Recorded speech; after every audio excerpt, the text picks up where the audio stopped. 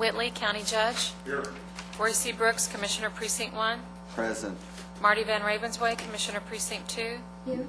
Gary Fickus, Commissioner Precinct 3. J.D. Johnson, Commissioner Precinct 4. Here.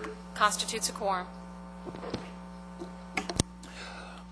Your Honor, members of the court, this morning we're in a work session, obviously, to evaluate the request for qualifications as relates to the architect engineering services and also the construction management services for the medical examiner's office. Mr. Phillips is going to go over some of the material with you. You will find at your desk a folder that has material in it. It should have an agenda. It should have also the schedule as to when we're going to be talking with or having presentations from the various vendors, also the scoring sheets, and Mr. Phillips will talk about that. Good morning. Morning. Morning. Right here is your agenda for today, and we have 4 architectural engineering teams this morning starting at 9 o'clock. Then after lunch we'll have 4 construction management teams to present to you today. The scoring sheets, there's 2 of them. They're similar other than the titles. One is for the architectural engineering services, and one is for the construction management services. We would ask you to rank the firms 1 through 4, 4 being the highest ranked firm. And we'll total those up. So our number 1 firm should be ranked number 4. The top firm should Or get the should be highest. given a 4 score. It should be Highest score. highest score. We did highlight that for you this morning early. I appreciate that. I get confused by that all the time. And just for general information, we went ahead and put in your folder the copy of the request for qualification spreadsheet that Danny Robertson does on every RFQ. And it gives you the names of the firms, some little information about the firms, their location, and various information for those firms. What we'd like to do is to start with Brinkley Sargent and then move on in alphabetical order. The housekeeping rules I've given them, I've asked each firm, even though it is a public meeting, I've asked each firm for professional courtesy reasons not to be in the room while the others are presenting. So, and they've all agreed to that. So what we'll do is present these firms to you today, ask you to score these firms, and then we will agendize the selection of the architectural engineering firm for March 11th and also the construction management firm, then move forward after that. First, we have Harold Sargent. He is the president of Brinkley Sargent. And Harold, would you like to come up?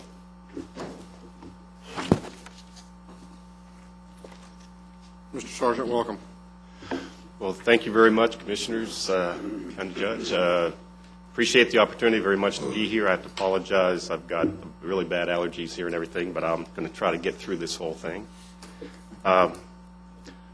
First, my role in this project is I'll be the project manager. One thing we're known for in our firm is we don't have people go do marketing and get a project and then disappear. I'll be the project manager through the entire project, so I'll be the main contact. I'd like to have each person maybe stand up and introduce themselves, if that can work in this format, their role. I'm Greg Reed. I'm with Brinkley Sargent Architects.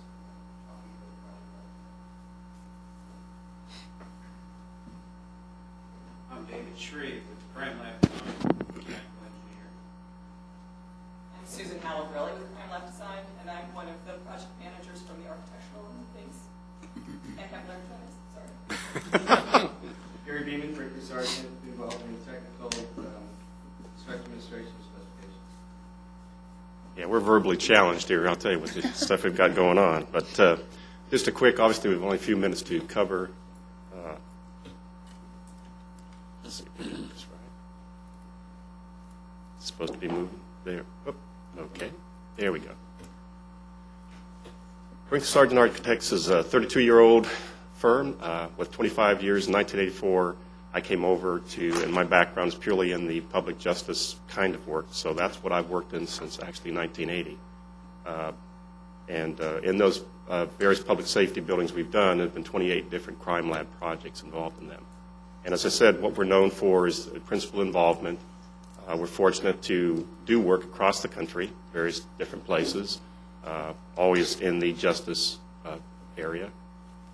Of course, we've won quite a few award-winning designs. It's not what we actually pursue as a firm, but we have won quite a few. And what we're known for is providing unique solutions. If you look at, I think the big thing is if you look at the different projects we've done, you'll see that each one has its own feel. It always reacts to the client's needs.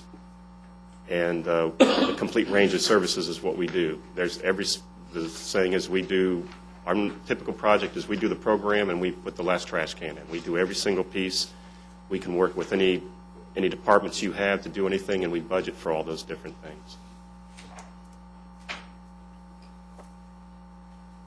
And just a quick shot of, these are just some of the projects that are in the justice arena. You can see the needs assessment, different projects, and we've highlighted the projects that have crime labs in them. Once again, most of these are more centered towards Texas. We've been very fortunate to work in a lot of parts of Texas, but also across the country. And the medical examiner, one of the issues here, of course, was originally the submittal was for a medical examiner, and now it's a crime lab also.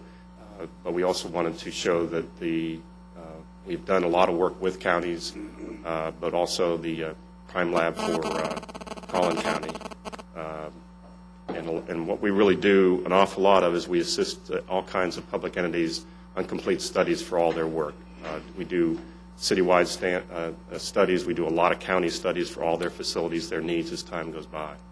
We thought we would maybe highlight a few projects we have. This project just opened in September, Fort Collins, Colorado. This was actually interesting. It was a design-build package. So we were a part of a team that was actually turnkey price and everything. This project is submitted for a gold LEED certification, and we'd certainly love to talk about LEED to any degree on the question and answer and everything, but all our projects pretty much, well, not all of them, but a significant portion, perhaps 60 to 70% of our projects now are LEED. Excuse me one second. Dr. Pirwani, why don't you go ahead and come on up here and... Good morning. Morning. Excuse me, I apologize. That's fine. And this particular project, this is just the final paperwork in terms of the LEED aspects of the building, in terms of what it met, what it did, in terms of reduction, water savings, things of that nature. Cary Police Facility, a project that we did the study for, the original study, and then moved on to the police facility portion of we actually did the study for the entire campus and then did the police portion. And then another part of the world, at the same time, we were working in Lancaster, Pennsylvania, one of the oldest cities in the United States, actually a very interesting place where we had to run through several different commissioning, historic commissions to do the project. The actual building, if you look up here, that's the actual building that we had to fit into the fabric of the city. Thornton, Colorado is an ambitious project. We originally started out with, just get used to this. This is the City Hall project. We were asked to do the Justice Center, and then later asked to do the court complex, and then later asked to do the entire lake complex, the master plan, all that, and the construction of it. And this project had a pretty ambitious crime lab in it, the upper left portion of that, different parts of it, but the right lower is the court reception complex. And each one of these cities is so interesting. Each of them wants a different image. They had a different image. They had a bullet-resistant kind of walk-up-to-you image. And you can see in that Lancaster project that it was just a front desk. Also, Grand Prairie, we're currently working on this. This is quite ambitious. This is a 174-acre site that we're managing the entire process, building 34 acres, and then doing the public safety. Where is that being built? Where is it? It's right on. It's on 161. Okay. And Arkansas and Warrior Trail. So we're in the process of building the roads, and the city's asked us to manage the entire process. We're building the esplanades. We're building the police building itself is right here, and you can see these are just some images of the building. This is the police building image.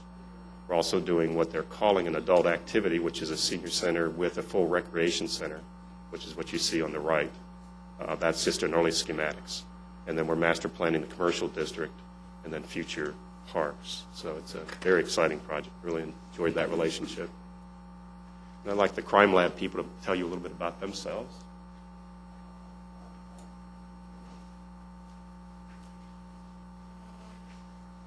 Good morning. I'm Dave Shreve. This is Susan Halabarelli. We represent Crime Lab Design. We do crime labs all across the country, some internationally now. We're represented by 500 professionals, as it says there. Done a lot of national accreditation, and quite a number of the projects are, well, they're all sustainable design. That's kind of a company standard, but quite a number of them are LEED certified. One of the strengths that we bring to the table is not only that we do crime lab design, that's what we do, that is our focus. We also work with medical examiners as well, and we also have both an architectural standpoint and an engineering standpoint, because engineering systems are very critical to a laboratory space, and we like to be able to have control of designing those together as a team and be able to bring to you the best of both of those capabilities.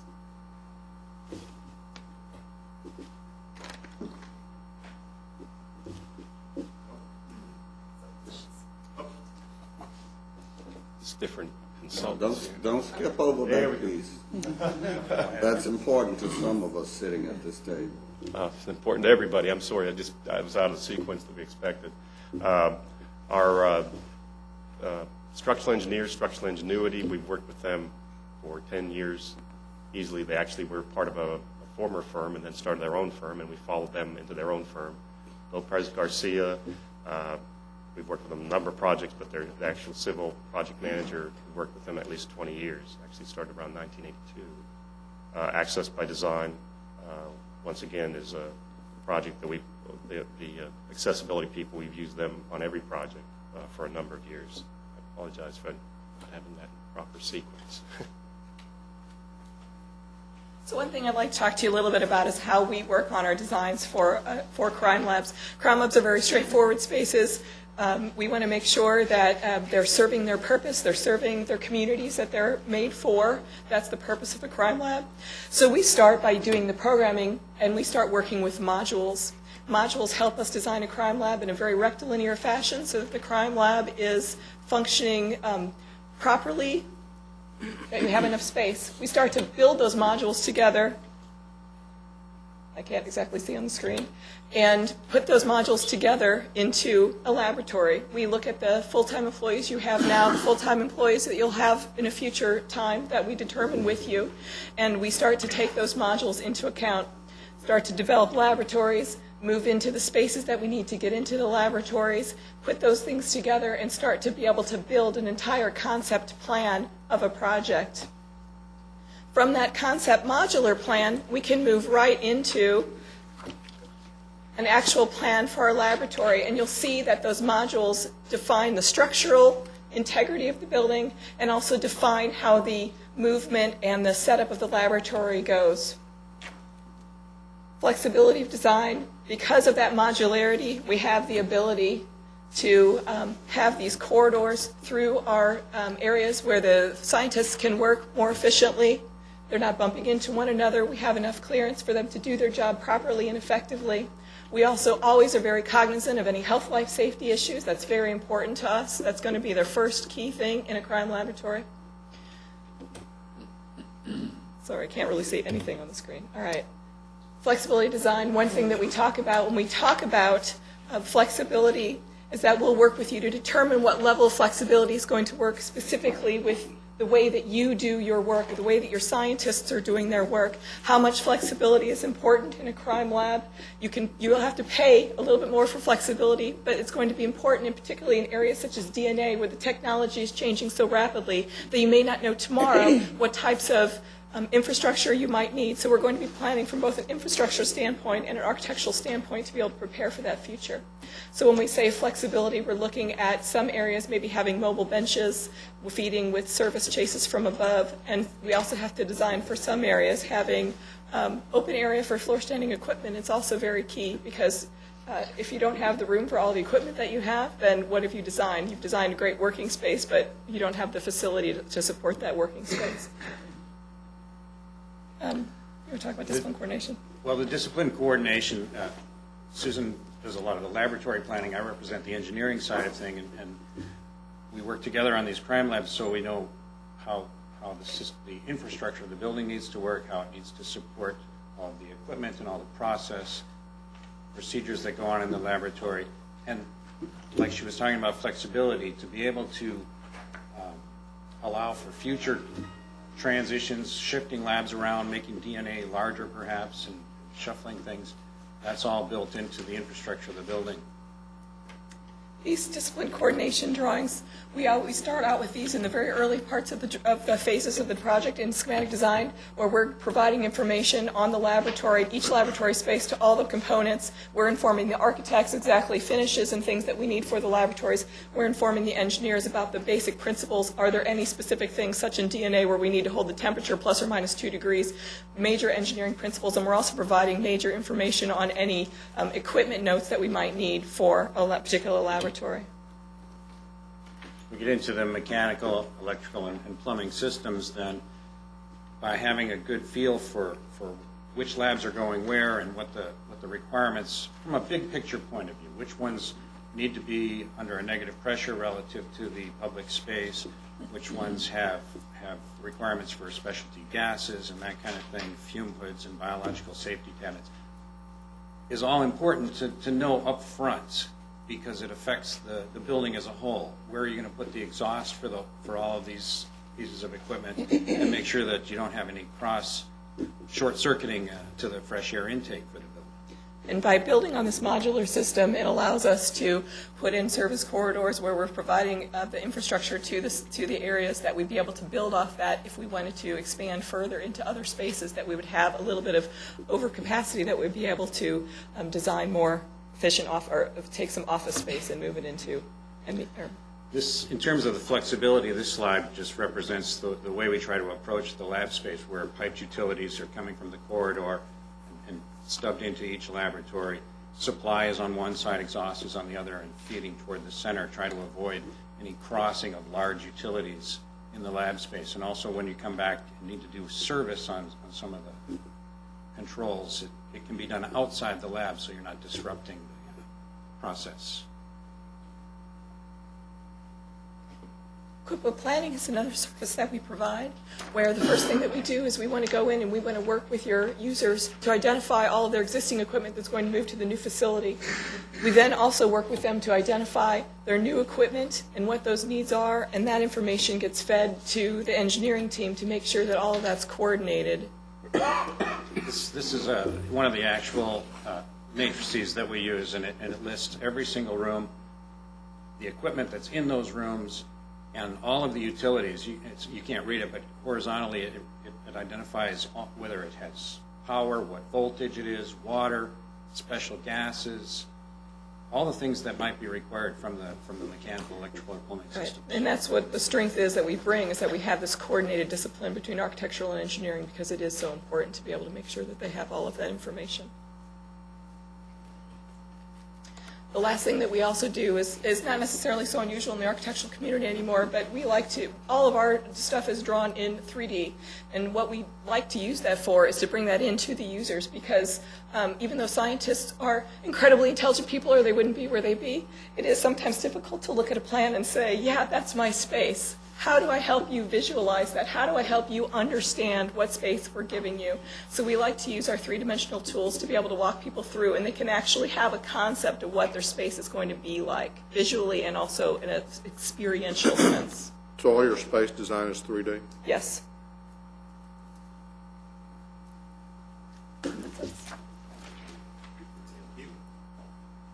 Susan actually has a beautiful voice. I feel sorry for her. What we do in our process, this is just a sample of a budget process, because obviously it's the numbers that run the whole show. What we do is on the left side, the actual items, which can be double or half as many items. And basically, as the project goes along, the columns on each column is just a milestone, an agreed-upon budget timeline. In other words, everybody says, yes, this is what we're doing with money as money moves back and forth. And what we do is basic idea is we try to confirm every number. We don't like surprises anyway, on any cases. So what we're really doing is confirming what, say, the county would be covering under their budgets, what they would be doing, but perhaps under this budget, those kind of things, because we don't like surprises. And that management process is from the very beginning all the way through. I'd like Gary Beeman maybe to just talk a little bit about our...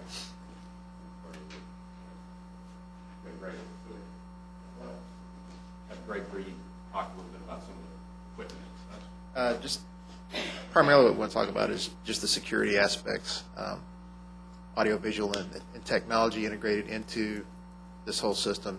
Technology is what's changing the fastest in all this stuff. Access control, how you want to do that? Are we going to do it with key cards? Are you going to do biometrics? It's all just what level of security do you want? And then tying this facility to other facilities, the audiovisual links that you can make these days are pretty impressive. And just some basic crime lab stuff, chain of evidence, the technology, the environmental. Crime lab design, obviously they're the experts for that part, but we just wanted to let you know that it's not our first time at the rodeo either. We've done some of these before too, so we know the questions to ask, and they know the information to feed to us. So there's basic equipment, drying cabinets, drop-off lockers for evidence, and that kind of stuff. And then these are just a couple of labs that we have done in the past. This is one of the ones in Thornton, Colorado, and this is part of the ones in Fort Collins. We try to keep really efficient. We do a lot of work with the guys that are working in the space to make sure that their flows about how they work are efficient, and we'll dovetail in with what Crime Lab Design does on that.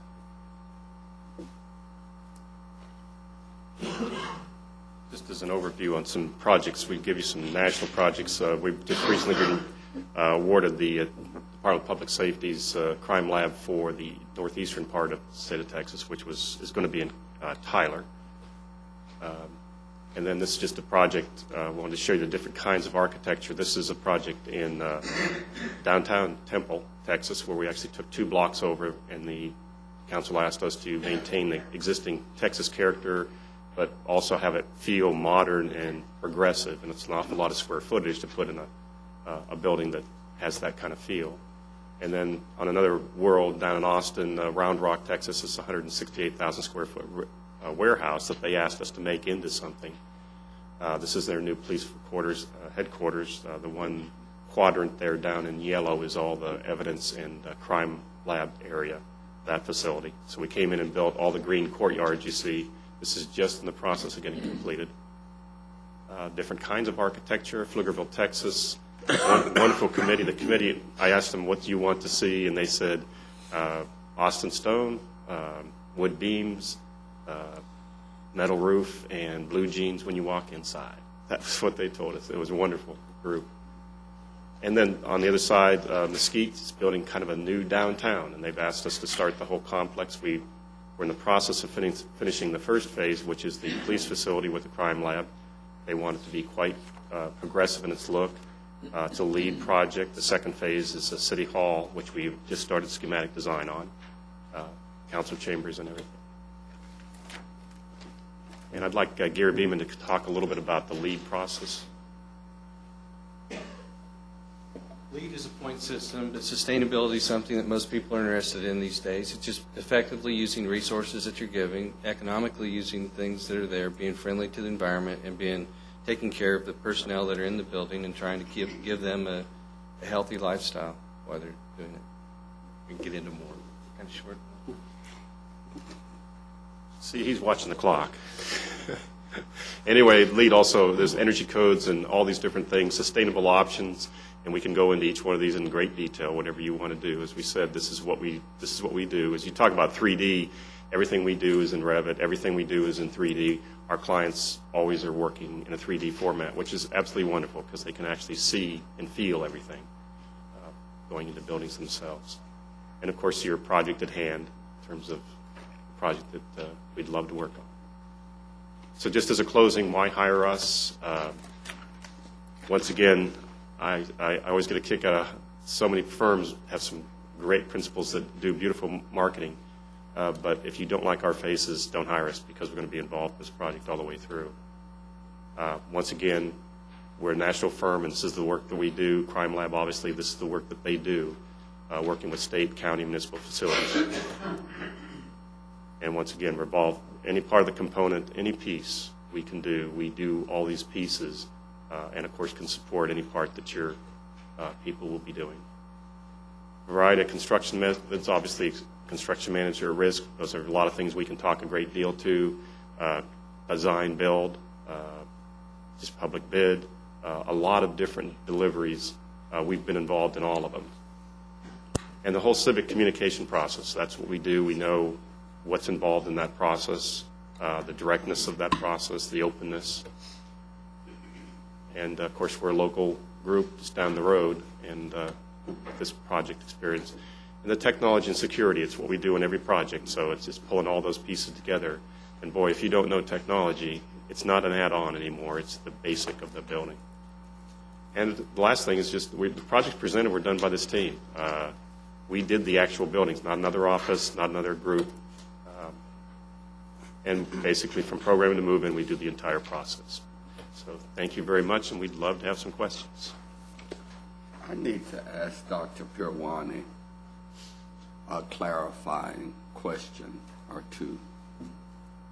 To what extent are we building a medical examiner's office as opposed to a crime lab? Is there a difference? And what is it that we need to be building here?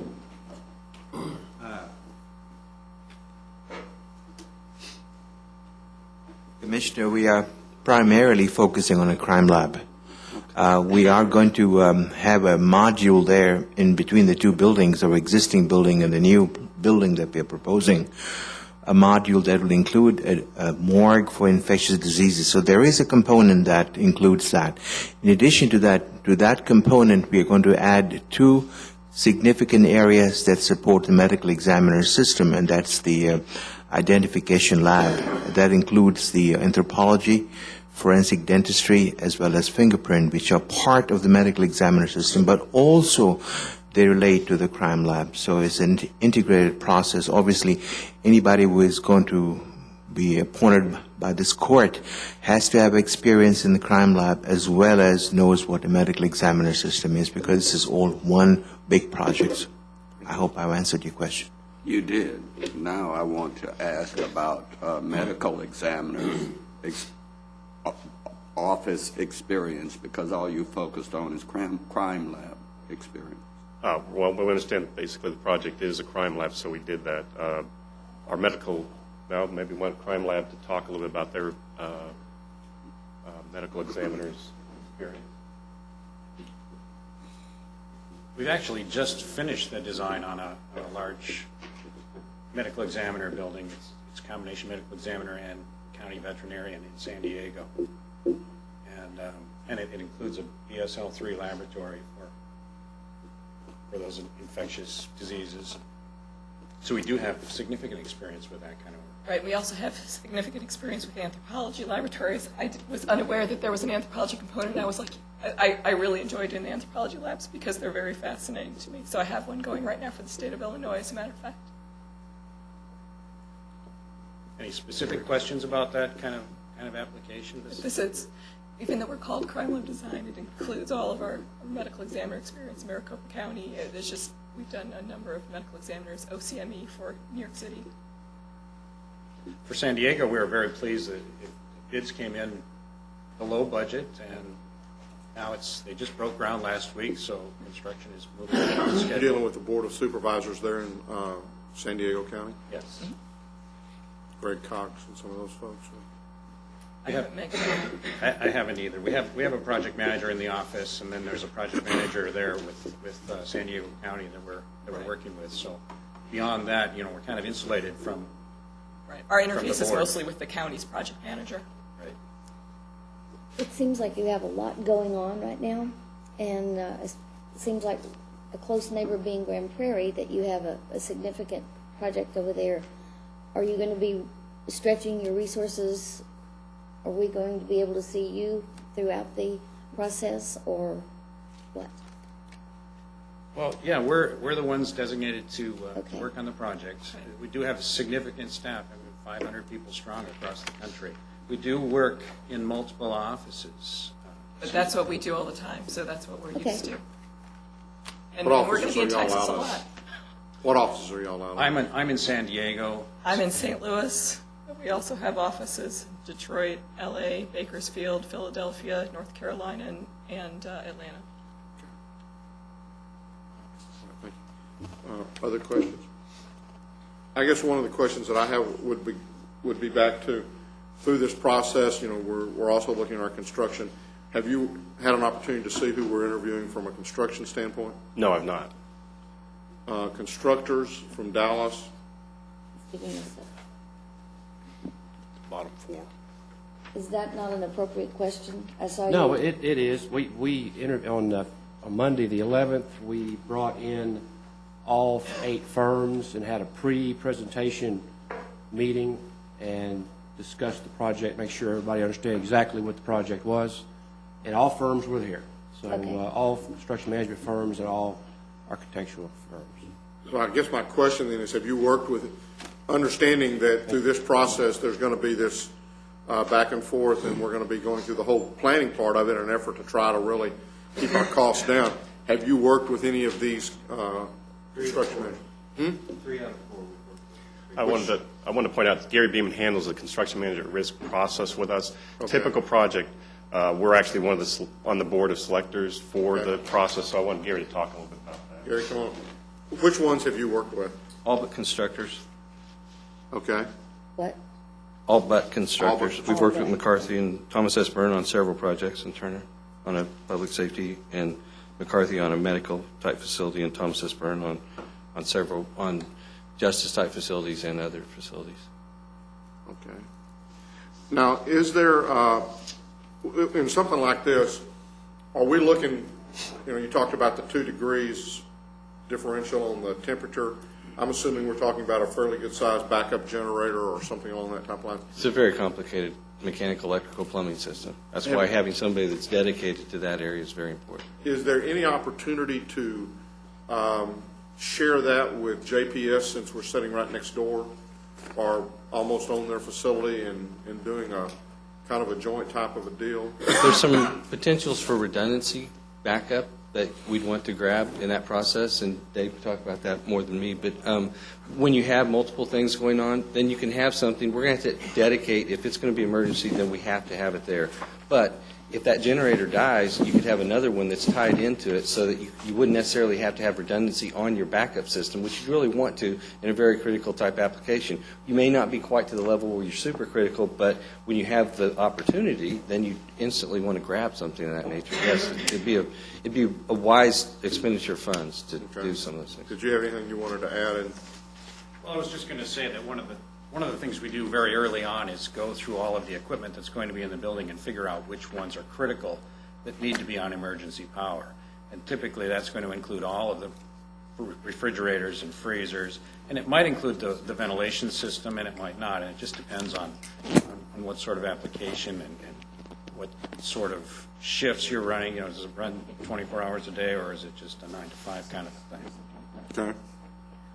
I guess the only reason I asked that is we've got that major facility. I mean, we've got JPS sitting right there, and as I recall, we recently bought a backup generator for our technology building. That was a pretty expensive little widget.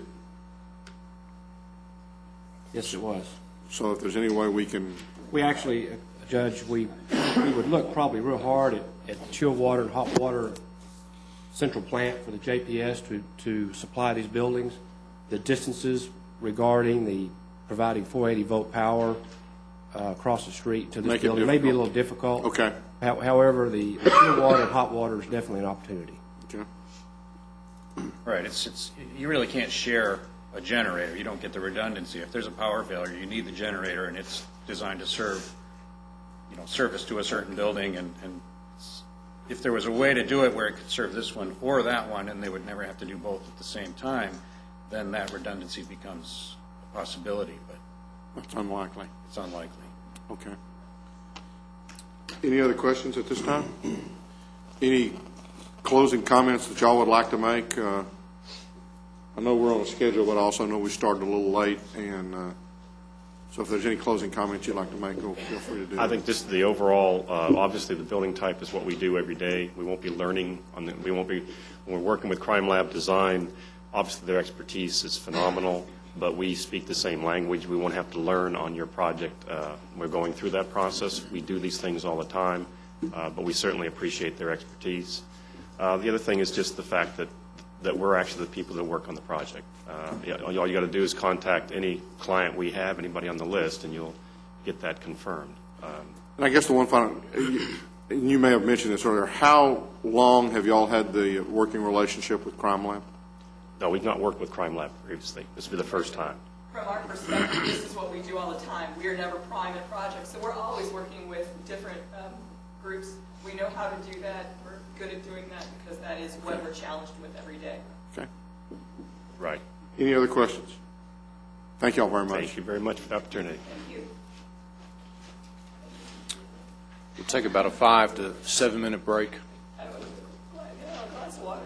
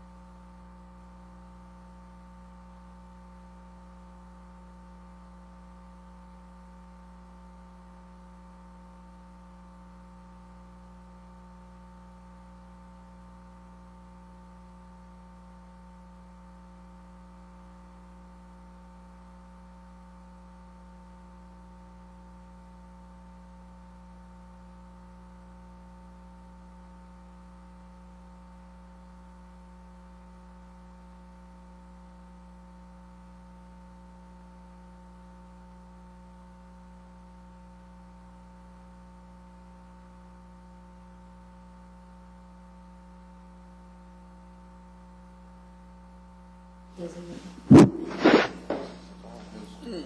all be gone. Yeah. The next architectural engineering team, I'd like to introduce Chuck Nixon with Carter Burgess. You mean Jacobs, Carter Burgess? Thank you, David. And I will address that Jacobs thing as we get started. Okay? You're on. Thank you very much. Appreciate the opportunity to speak with you today about the medical examiners building. An opportunity you have, I believe, we've got One it. says Carter Burgess and one One says says Jacobs. Jacob. Well, one of them was in September, and the merger was in November. How's that? So I'm going to address that here momentarily. How's that? Well, we just got to give you a hard time. I mean, you know. That's okay. That's okay. It's a good thing. I believe you have the presentation there in front of you, and it's also in the hard copy we handed out, and of course it'll be on the screen. So with that, we'll get started. We have a quick agenda. We're going to tell you who we are, especially with the Jacobs acquisition, our team, who that is, our experience with budgetary constraints, and what we mean by that are projects that are similar to this one. Every project today seems to have a budgetary constraint, and we're working through that and been very successful on some of those. What's going to be our approach to the medical examiners project, and finally the Q&A session at the end, and I would ask for maybe 30 seconds after that just to sum up and wrap up. So with that, let me go through who we are. Jacobs Carter Burgess. Well, JCB, as we refer to ourselves now, is in our 69th year of practice, and we are highly experienced architects, engineers, and all kinds of planners. Right here in Fort Worth, over 700 people. This was the corporate headquarters of Carter and Burgess. It's where we got started. We've been fortunate to work with the county for over 5 years on a variety of projects, working with David Phillips and his staff, and things have gone well, and we enjoy that opportunity. We also have extensive experience in laboratory and renovation, very complex type projects, and we'll talk about that a little bit. Now let me address the Jacobs merger. Jacobs is a large company, international company, but headquartered in Pasadena. They are architects and engineers.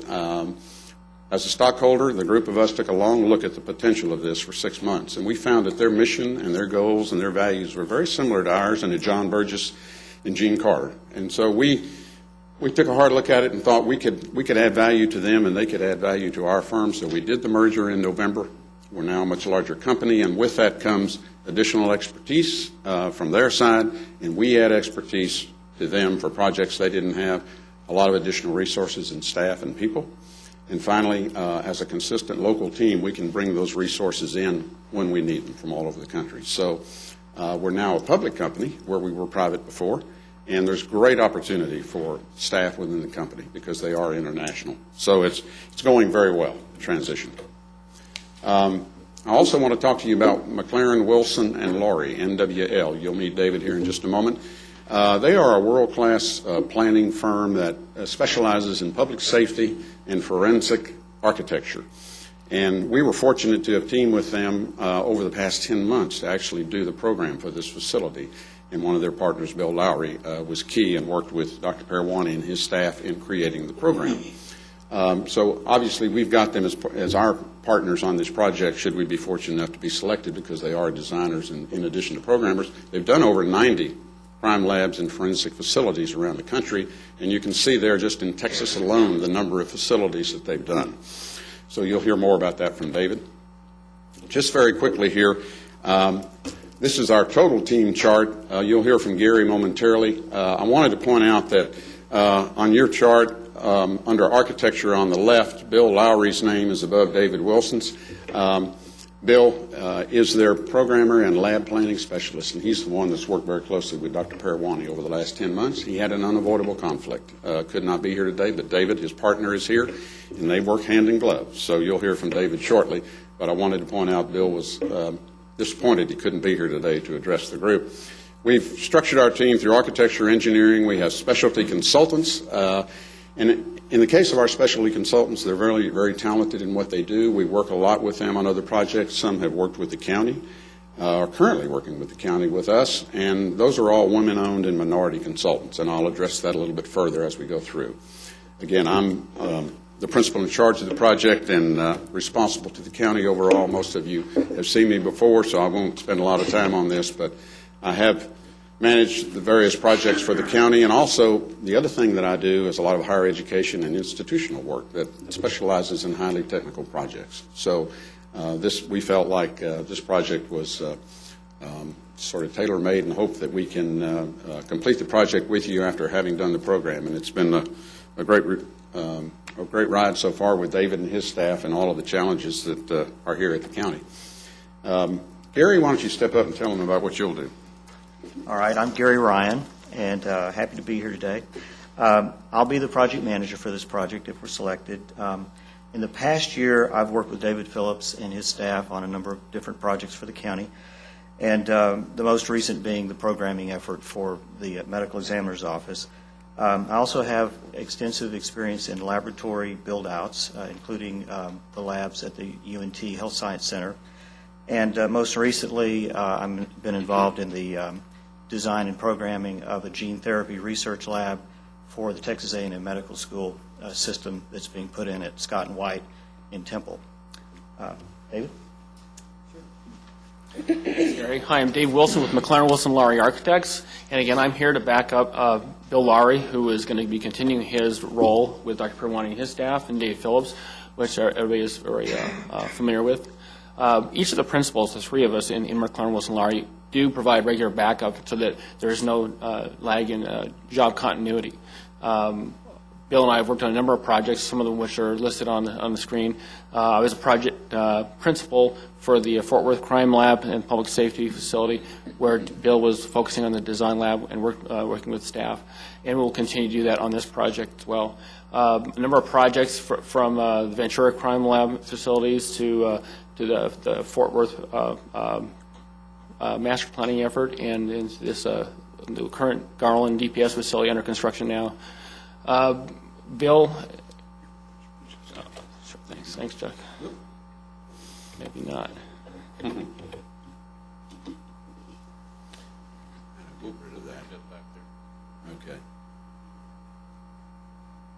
We have a variety of projects.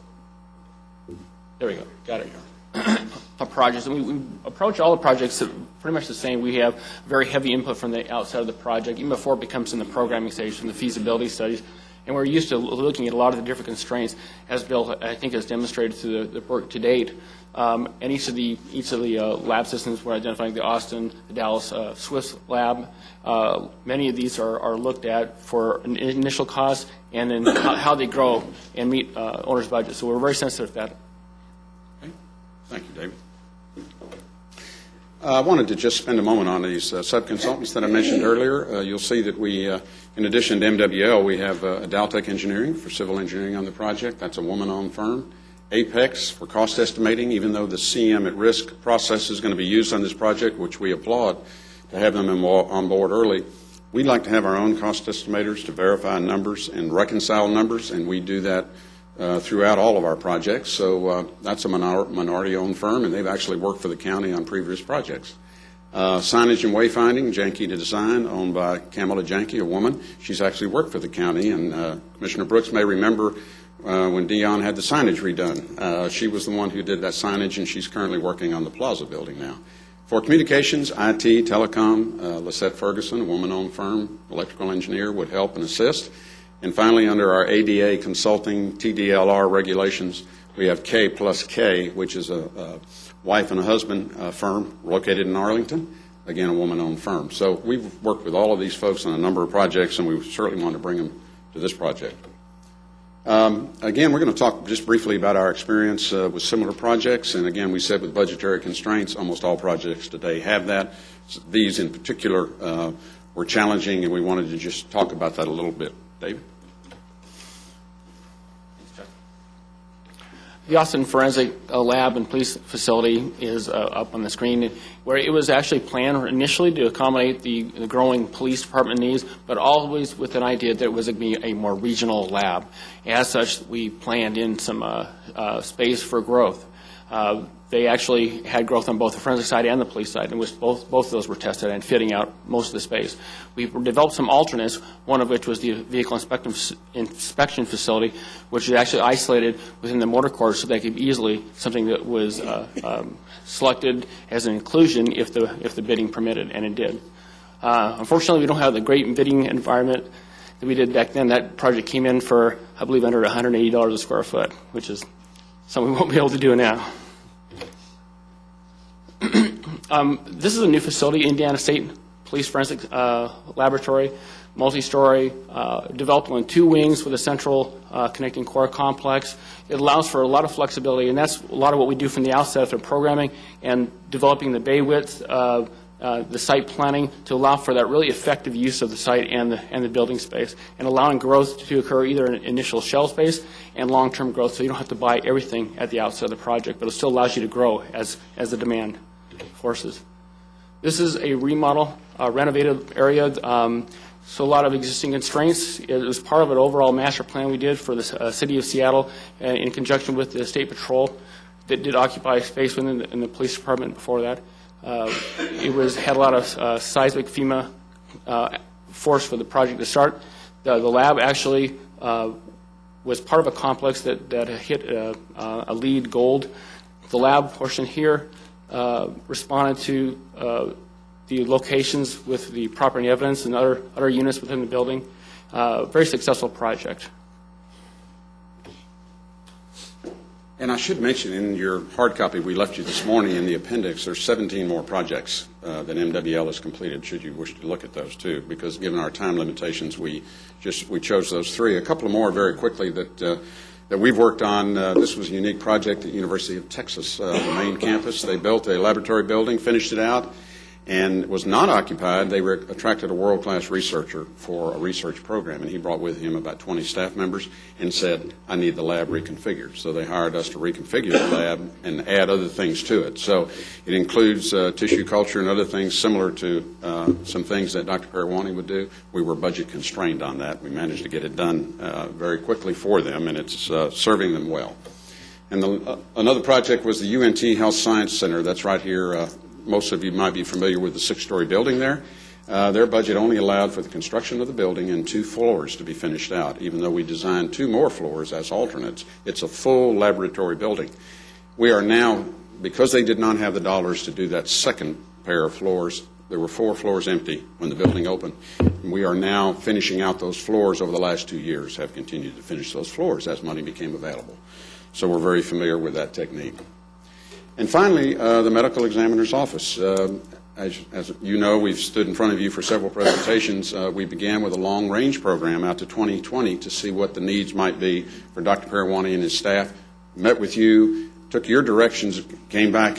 You said to us, what can we do for $26 million? We've worked again with the staff. We came back with a balanced program with priorities to begin the project.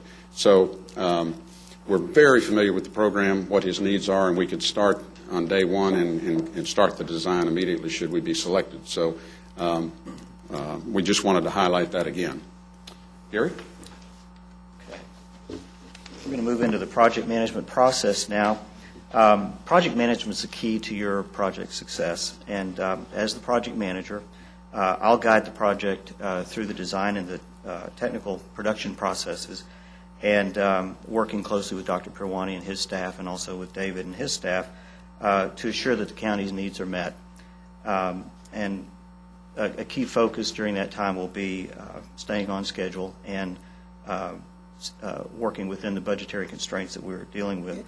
A key to the success of the project is communication, frequent and clear between the team members and between the county and the Dr. Parawani and his staff.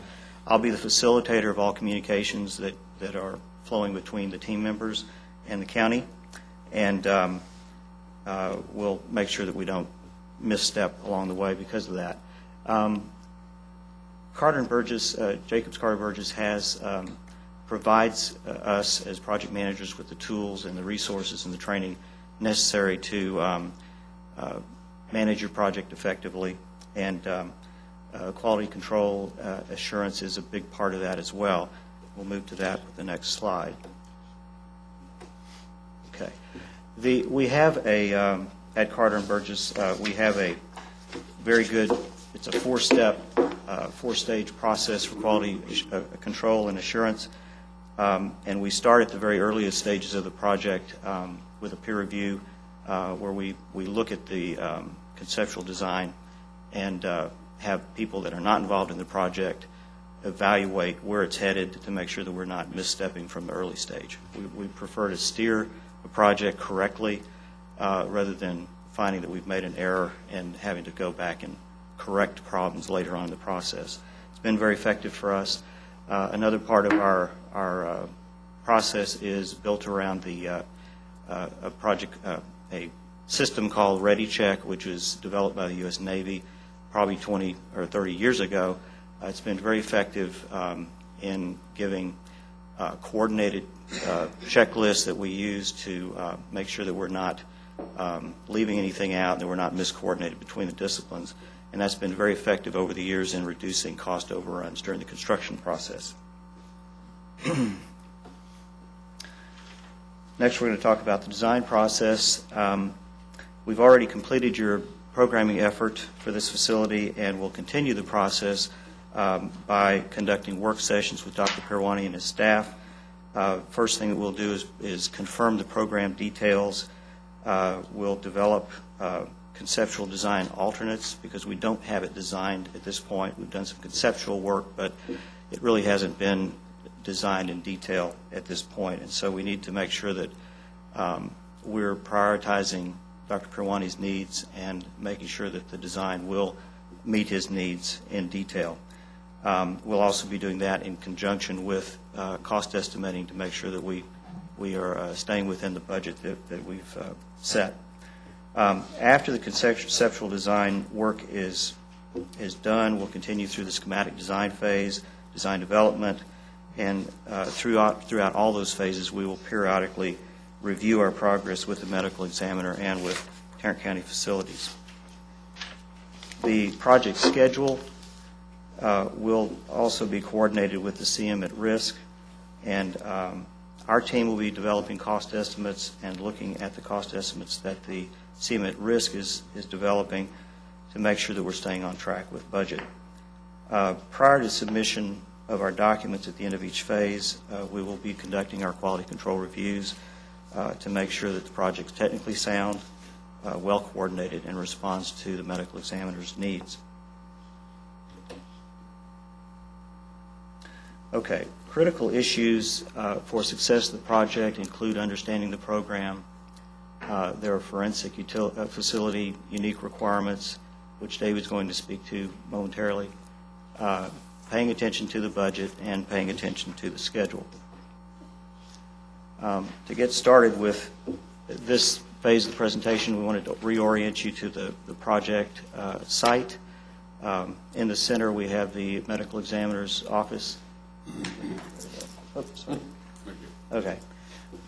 Medical examiner's office building right here. To the north is a parking lot, a JPS parking lot, which is where we'll be proposing to expand part of the facility. The JPS medical office buildings over here where some of the facility has expanded due to lack of space. We have St. Louis Street right here, and the parking lot across, or the facility across the street, that block is where proposed parking expansion would go. Can y'all make that thing look good? Oh, sure. Sure. We're experts at that. All right. In understanding the program, we'll continue the process that we started with the programming effort by reviewing the program first with Dr. Pirwani, confirming the project's goals, and then we'll sit down with the CM at risk, and we'll convey the program and a conceptual design to him early on, and then get his initial feedback with regard to anticipated cost. And even though it hadn't been fully designed, the CM can give us some cost estimating information, which will help us to validate that we're within the budget. And then, if necessary, we'll have to work with Dr. Pirwani to make adjustments and prioritize his needs so that we stay within the budget. Okay. Site constraints. We've talked about the site constraints already, but this is basically a diagrammatic layout of where we see it headed. with parking across the street.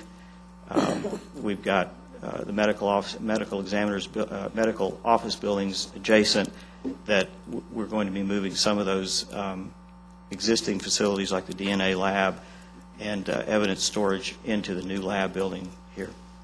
And with this concept, evidence would be brought in from the north side, and the existing medical office building would be used for administrative purposes, and so this parking would be public parking with overflow in this zone of the parking lot for the public.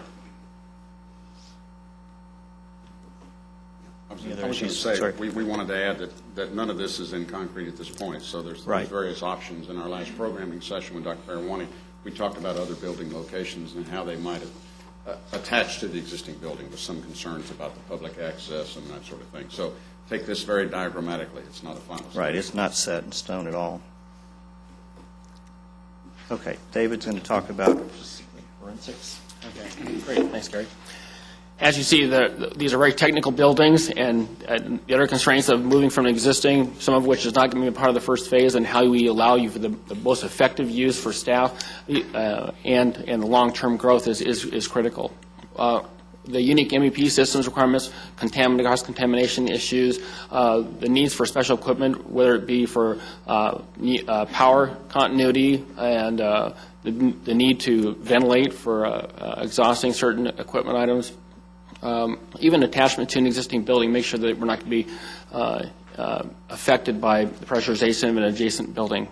The security requirements, hierarchy of security, allowing staff to have as much as the full access to their building and limit any penetrations from contributors or other visitors. And we'll work from the very outset, along with the CM team, to evaluate our options with regard to what our options we have for how the first phase goes together and what our long-term abilities are to expand. So we look forward to it. Thanks.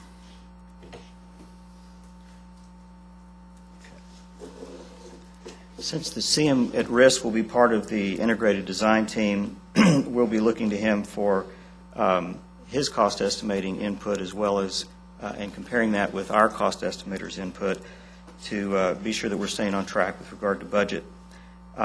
The CM at risk will also be useful to us in providing constant evaluation of market conditions and also in comparing alternative building systems as we try to come up with the most economical solution for your needs.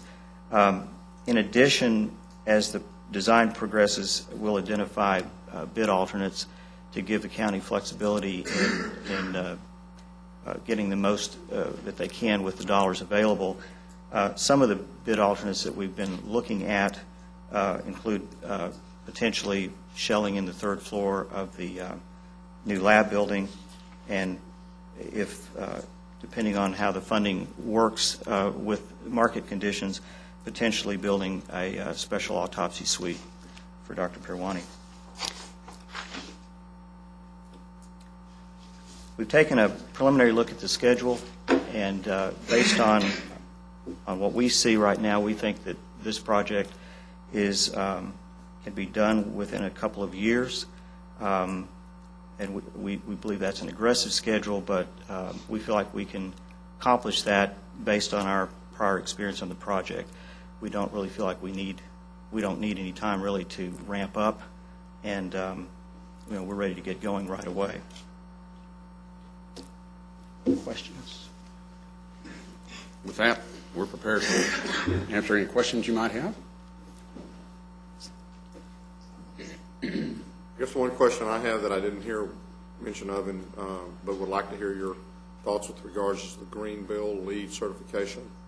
Excellent. Yes, as a firm, we have a number of individuals certified under the LEED criteria, engineers and architects, and we are designing to a silver LEED concept in almost every building we do.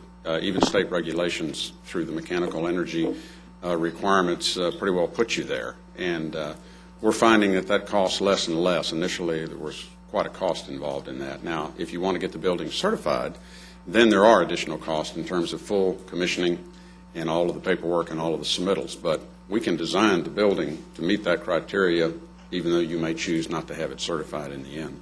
So we're doing a number of projects and have completed a number of projects, some of them even to the gold standard. And it's something that we do approach every day in what we do.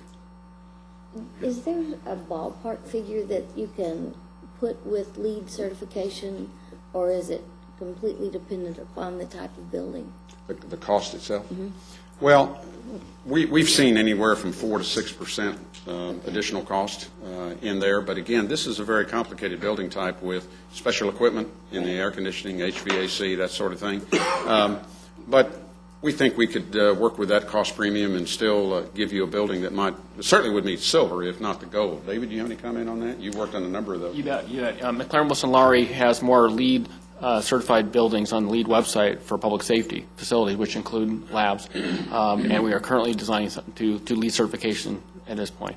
I think that there are certain areas which we're going to work hard to try to reclaiming the conditioned air, even though we know it's very critical. We don't mix any air, especially air that is going to be exhausted at a high rate of speed from lab areas and different autopsy spaces. There are ways to reclaim some of it and filter some of that. We want to make sure that primary focus is on safety of staff and evidence continuity, security. Office spaces, there's a number of things that we can do that will provide a real high rate of efficiency and ability to get LEED points on the office portions as well. Thanks. I think that I know our northwest sub courthouse is going to be LEED certified. I know you've done a lot of work on your southeast. We're asking a lot from the community, and I think it's just very important that we be setting the example as we're going forward on our buildings. So that is something that is very important, I think, to the court. Well, we have been fortunate as a firm to actually do the commissioning of the new Radio Shack complex. We did all of that. We're doing the commissioning on the Tarrant County College downtown. They've hired us separately to do that to achieve those LEED standards. And so we could offer that service to you in this project. Right. There was mention of, I guess, an autopsy suite for Dr. Pirwani. Yes, sir. Where would that be? And Dr. Pirwani, is that for training purposes primarily? No, sir, that's the specialized morgue that we had initially proposed to the commissioners, but we had to take that out because of the physical constraint. But that's a future project, and what we are now recommending, in fact, is to have a little module that will allow us to do specialized cases that have AIDS virus or infectious diseases and decomposed bodies. And I think that's an alternate to our proposal, isn't it? Yes, it is. Mr. John said it would be located right here between the existing, the new building and the existing building. The concept is that should we be able to afford it, we would build those autopsy suites right here, brand new and isolated from the rest of the facility because of what he may have to deal with in those suites.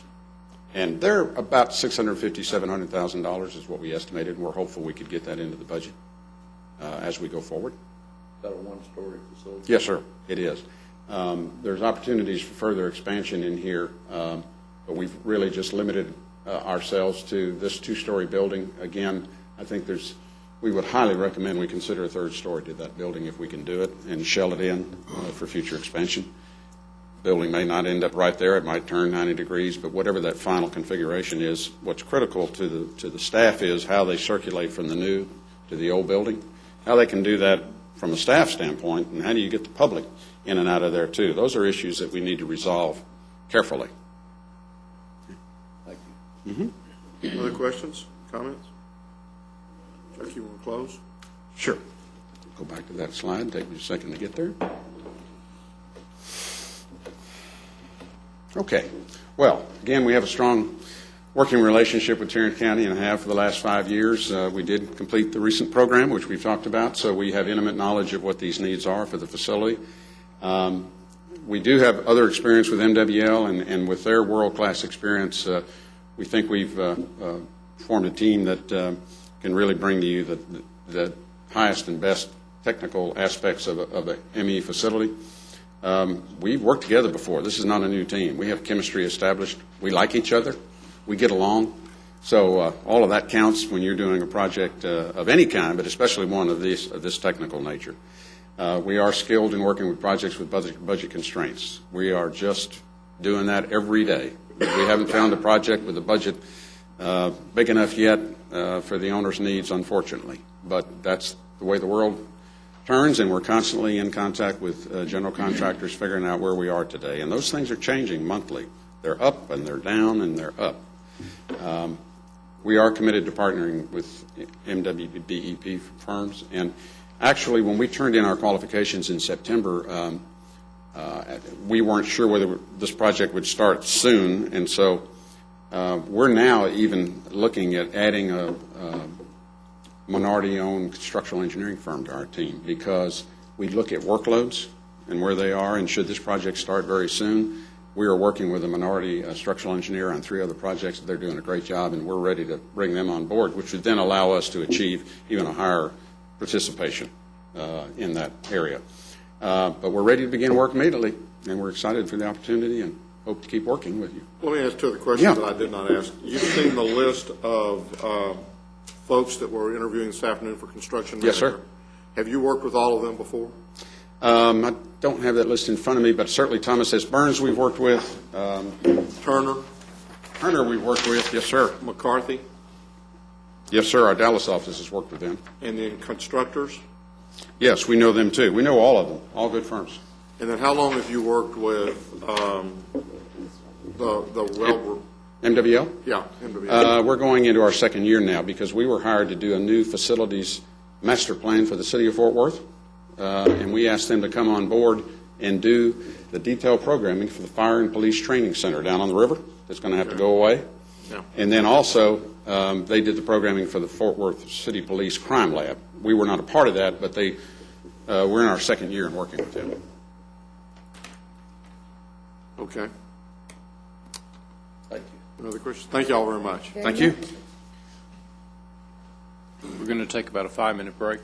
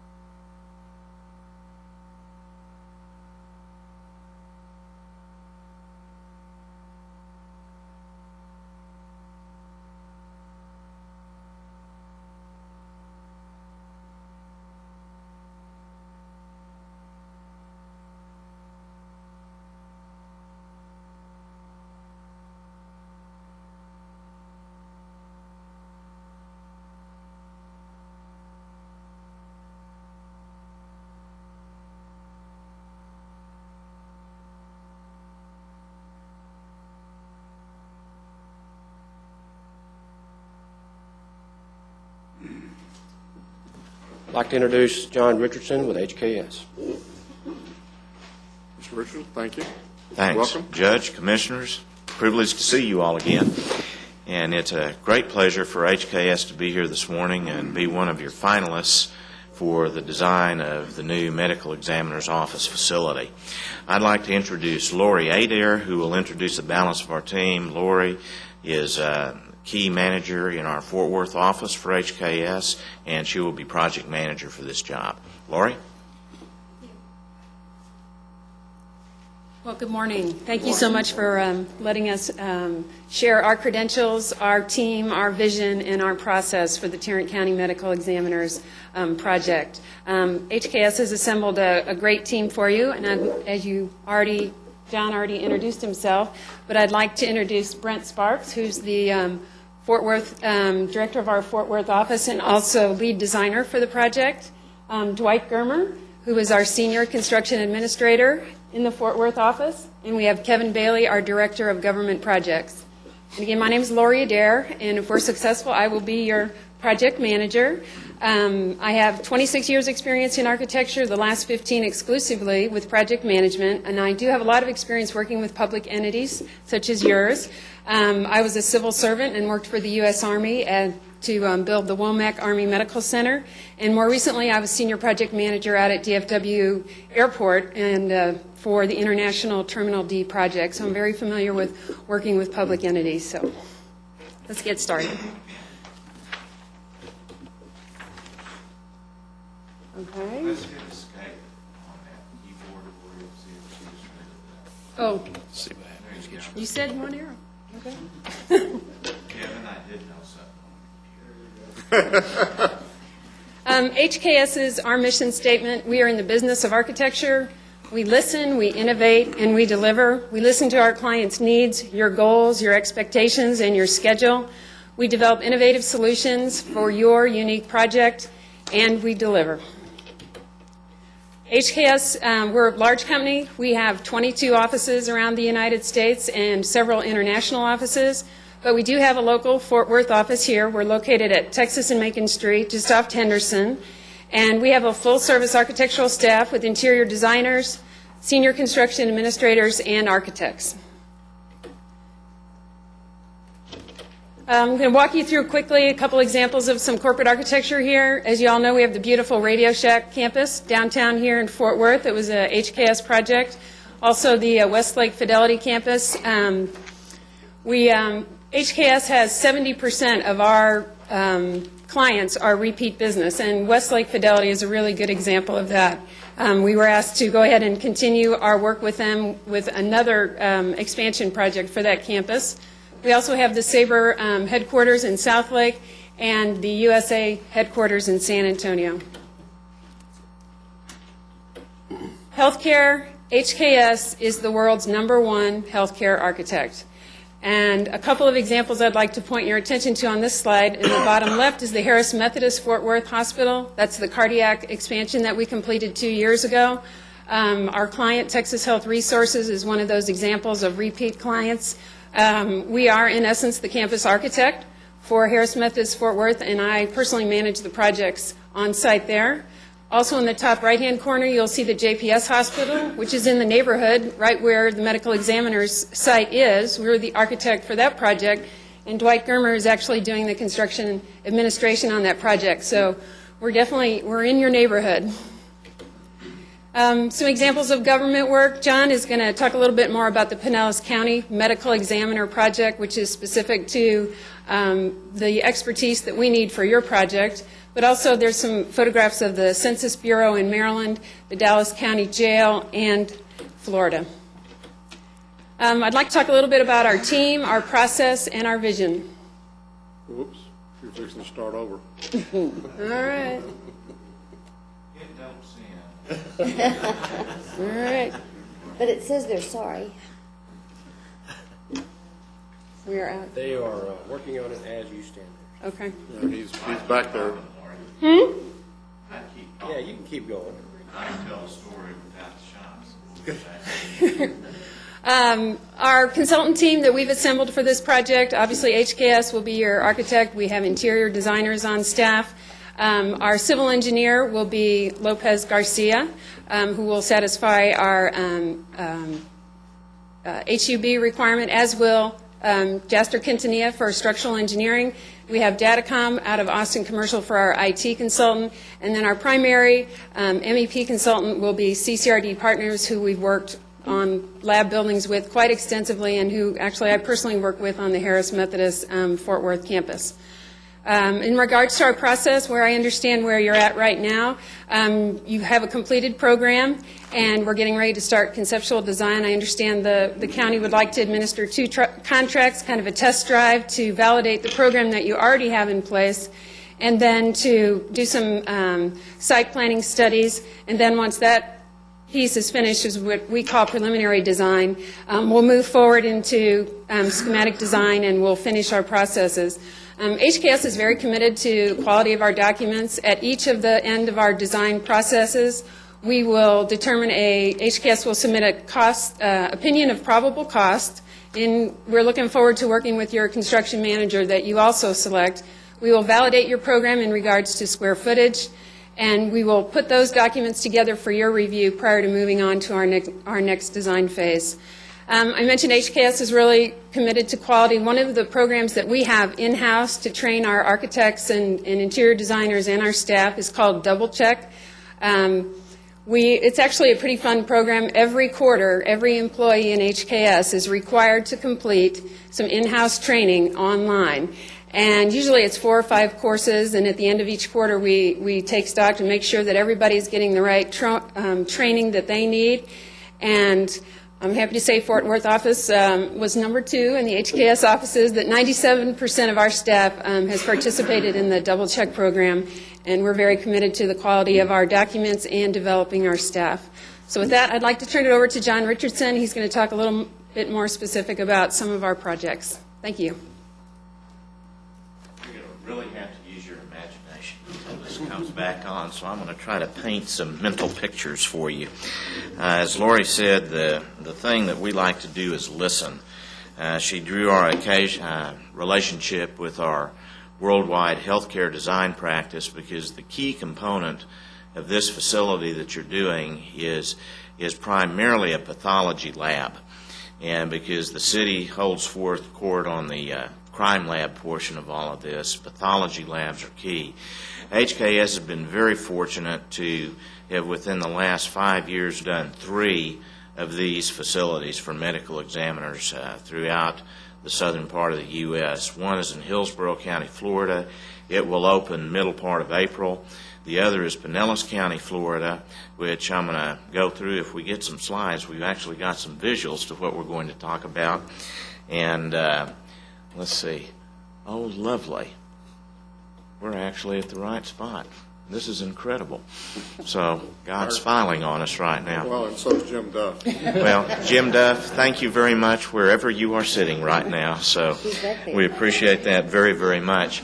Pinellas County, and then I'll introduce Kevin Bailey to say a few words about our Dallas County Southwestern Institute of Forensic Sciences. I'm going to focus on Pinellas, and all 3 of these jobs I've been involved with. My career's been spent in the government business, and primarily focusing on counties and state agencies. And these ME facilities are just marvelous fun, and I assume that each one of you all has toured Terrence, and they have their eccentricities, both visually and odoriferously. But what we have the opportunity to do is make the working environment better for your county staffs. Pinellas is about 45,000 square feet. 2 floors, first level, and I'll walk you through the receiving towards the tail end of this presentation, has the administration, training, etc., as well as the autopsy areas. Second floor of 22,000 square feet, compared 22.5 compared to your 25 need, is all laboratories. But we start off with the entryway and training. Boy, this is advancing 2 at a time. This is going to be a speed read going through. But the training is a very key piece of this, just as what you're looking at. But we walk through and look at the laboratories.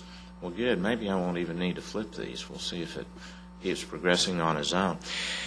The critical part is working with the director of the labs and with the chief medical examiner to listen on this, because there are going to be preferences. We can do stationary lab areas, we can do movable, but the critical part, as you can see on the slide, the picture on the left, is how the mechanical, electrical, plumbing hooks up on these.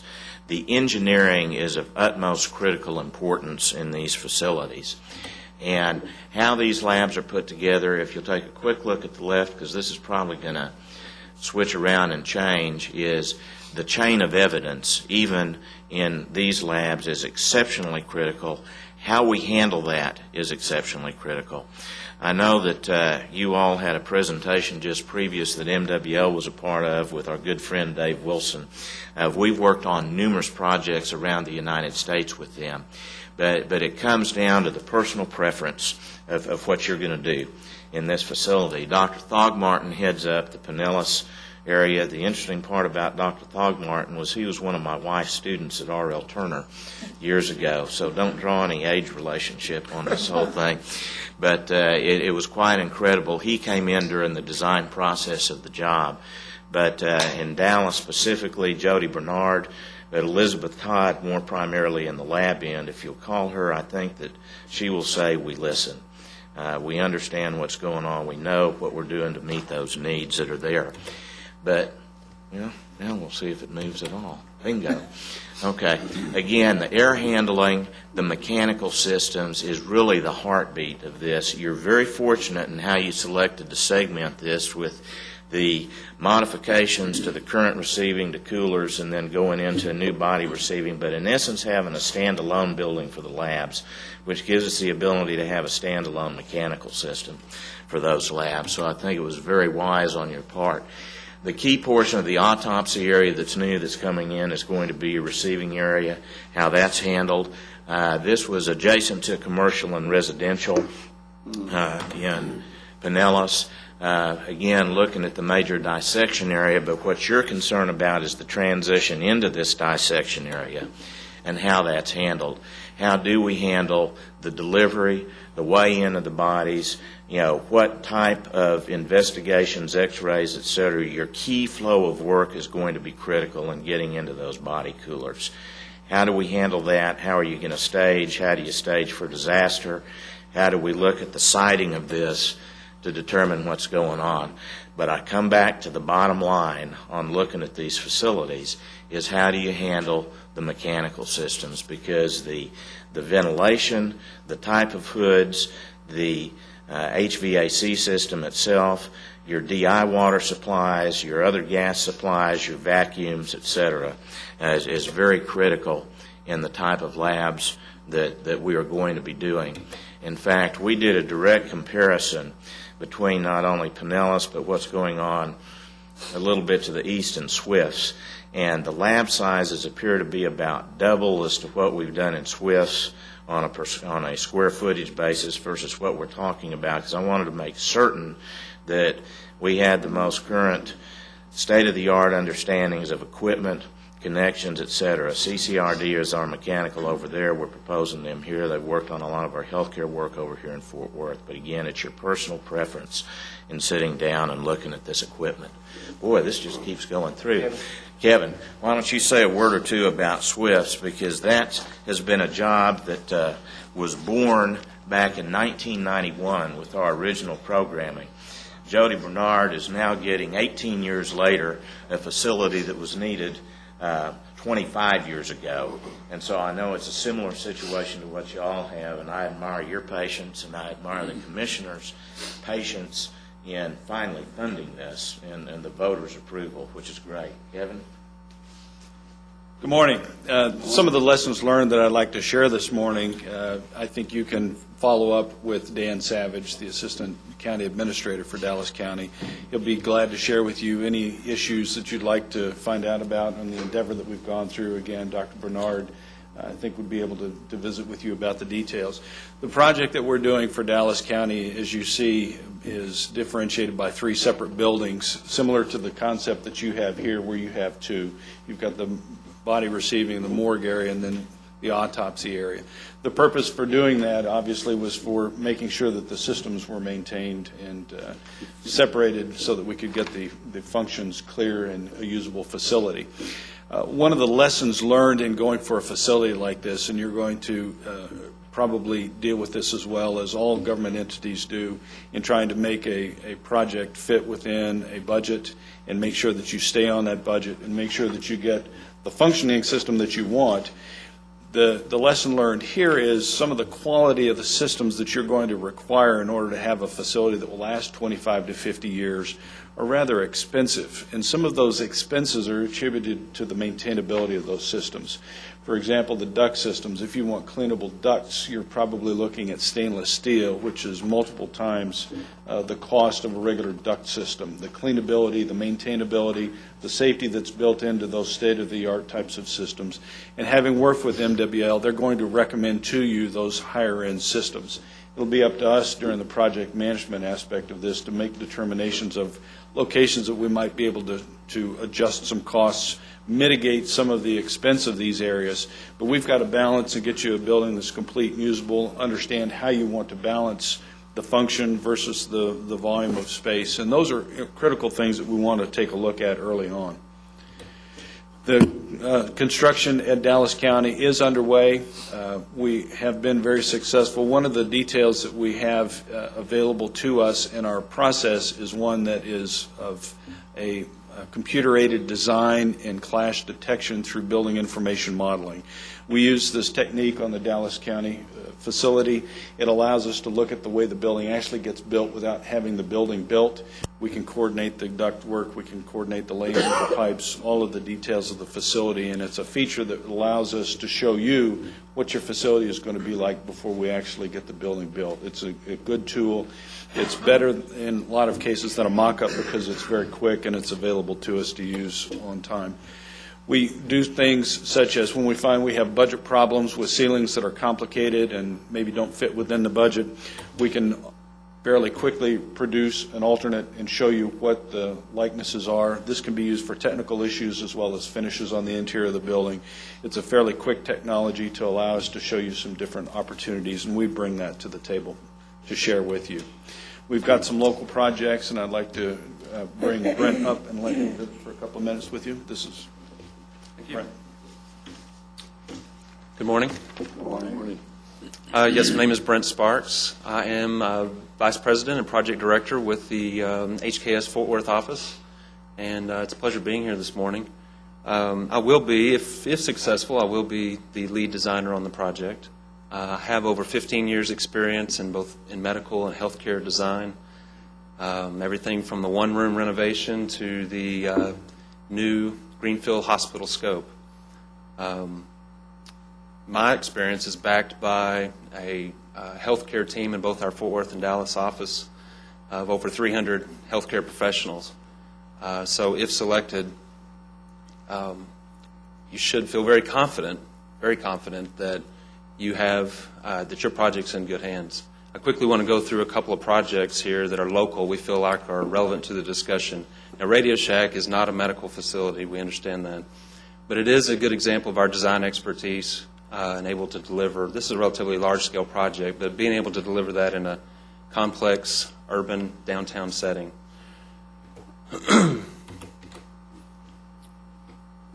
The Harris Methodist Heart Center, Lori mentioned it a minute ago. This is a great example of form follows function.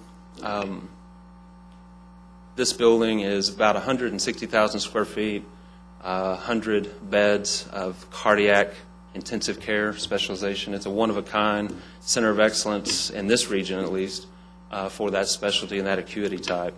Form follows function. The layout of this building basically grew from within. The layout on each floor allows for visual access from the nurse stations directly to all patient rooms on that floor. And we did not try to put that function in a predetermined shape. We let that be the driving force for the shape that you see here. The Harris campus has some traditional aesthetic about it. We were able to, in some of the exterior detailing and the plan forms and some of the public spaces, we were able to find opportunities to give somewhat of a contemporary update to that traditional aesthetic. As you can see here, the interior. This is a public space. Again, a contemporary update. This is another public space. Okay. Okay. Okay. Let's move on. Quickly, moving forward, the vision for your facility. The first thing we need to do is understand the urban context by which we're developing in. We have a really great relationship with Paul Payne and his group in Fort Worth South. We've also obviously worked on the Harris projects and JPS projects in that area, and we're very familiar with the intent of his group and the city's intent for that area of town. We're also, what you see in green, we're actually with another client looking at 7 other sites in that area for this client, and they're potentially moving to this area. The ME facility is shown in red there, so we're very familiar with that area of town. The site itself, we understand we have JPS, we have some professional office buildings to the east, the existing ME facility to the south. The critical issue here will be obviously the visual and the functional connection to the medical examiner building. What we want to do is make sure not paint ourselves in a corner for any future needs as well. So we're looking at master planning the entire site. We want to keep that in mind. These are just, again, some of the buildings that you guys are familiar with that are around the site. We intentionally have not created a preliminary design for this project because we feel like it's not a commodity design. Every ME facility is different. We've just proved that we do have the ME facility experience, but we want to sit down with your end users and continue reviewing the program and develop that project with the client. I'm going to turn this over to John. Finish up. Quickly, one of your questions was experience with construction management, who we have it with. Currently, we're working with McCarthy on Swifts, similar role. JPS Austin, we did 4.5 years. Lori worked with Austin out at DFW in a very similar role on Terminal D. Harris Methodist with Balfour Beatty, their predecessor was Syntex. Bottom line issue is we would love to work with you on this job, and we'd ask you for the job, and it comes down to really the 4 Ps that I may have shared with some of you previously, but people are great. You've got some great teams in here. But the people are great only if they've worked with a specific process that is proven. And that proven process enables that performance. And we've got the experts that have worked on not only specialty jobs, but specifically medical examiner type facility jobs to implement. We've got the references that back that up.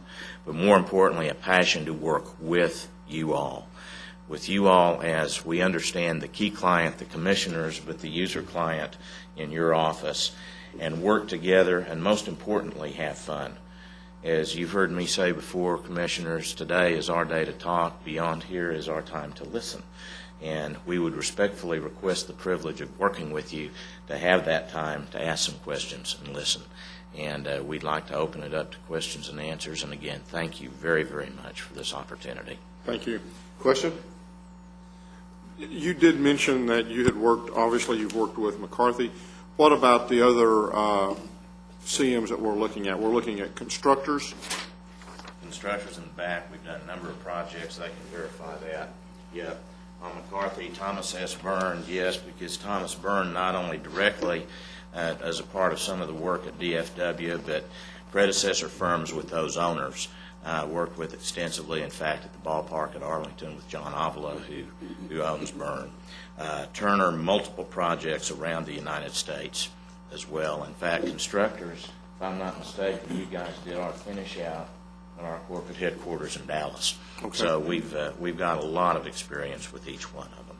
And then I guess the other question, talk a little bit about Greenville LEED certification. Yes, we now have, 180 LEED certified professionals. Kevin's LEED certified. Close. Studying. Okay. But very critical of the jobs that you've seen. Radio Shack, LEED Silver, I believe. Sabre also. Our largest government job, which is about 2 million feet, is silver, may achieve gold, as we understand. Very committed to green design all the way through. Any other questions, court members? Thank you all very much, and we're sorry that we had the little technology glitch. Just throughout helps your us presentation.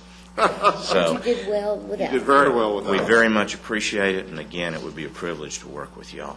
Thank y'all you very very, much. very much. Thank you. Your Honor, if we could take a 5-minute.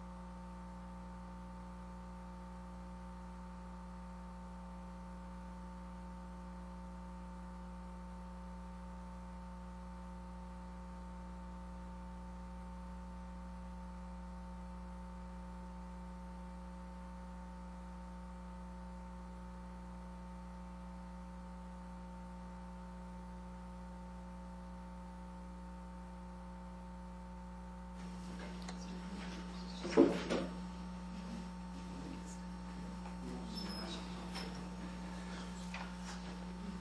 like to introduce Michael Bernard with LBL Architects.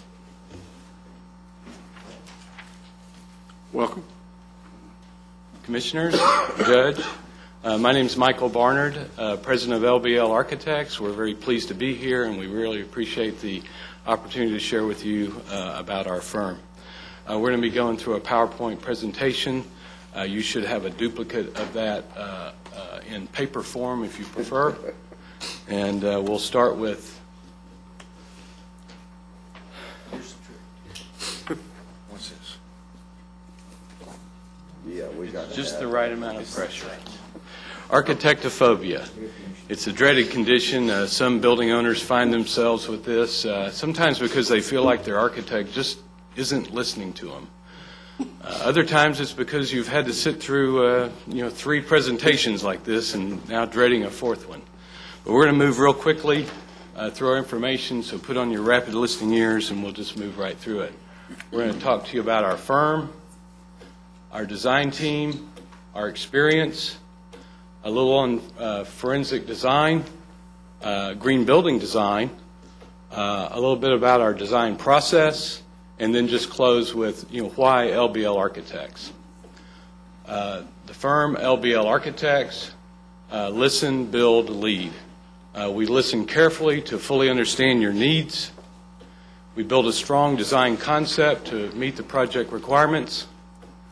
We lead the team throughout the process, taking full responsibility for the project. Our vision is to provide an outstanding architectural service in a godly manner, to be a blessing to those that we serve and those that we come in contact with in the process, and to share God's blessings with the community around us and those members of the firm. Our firm, we've practiced here in Tarrant County since 1965. We specialize in total project management. We've successfully completed over 600 projects. Most of our projects are hospitals, schools, churches, public buildings. We have long-term relationships with clients that think long-term. We've done projects as large as 300,000 square feet. Most of our projects are repeat or referral, which we think is a testament of the quality of our service. And the most important thing I want to leave you with is that our service is a very personal service. Principles of the firm are hands-on. Our design team, you'll find my smiling face here. As president of the company, I'll be the principal in charge and be your primary point of contact. You won't be passed off to somebody else in the back. When you want to pick up the phone and call about the project, you can call me personally. I have 30 years' experience and been with the firm for 27 years. Tom McCarty, here with us today, is vice president of our company. He'll serve as the project manager, has a very unique intuition, a skill that's, I think it's a God gift to be able to forecast problems well ahead and then make adjustments to the project to make sure all the right pieces fit together for your project. He's a member of the North Texas chapter of U.S. Green Building Council, 12 years experience, 9 years with the firm. Also not with us today, but a registered architect who'd serve as the project architect, Tim Whitehead, has 30 years experience, 9 years with the firm. Also making out part of our team is associate architect, which is a separate firm, and that's Quorum Architects. They're a firm right here in Fort Worth. They've been in business for 15 years. Their firm has done projects directly for the county in the past. They have a lot of medical experience and public building design experience. On this particular project, they'll be complementing the team, particularly in the areas of green building design, interior design, and construction administration. David Lee, principal of Quorum, is here with us today. I'll speak in a moment. David and I have been working on the executive board of the Fort Worth chapter of AIA for a couple of years and become close friends. We have a very good rapport. We found that our firms are very much alike in the types of projects and our commitment to our clients, and also the culture and values of our firm. David has 25 years experience and will be overseeing the project for Quorum. Here with us today also is another principal of Quorum, Douglas Moon. He's a registered architect with 26 years' experience. His role will be green building designer. He'll oversee all the aspects of the project in terms of their sustainability, which will be important to the project.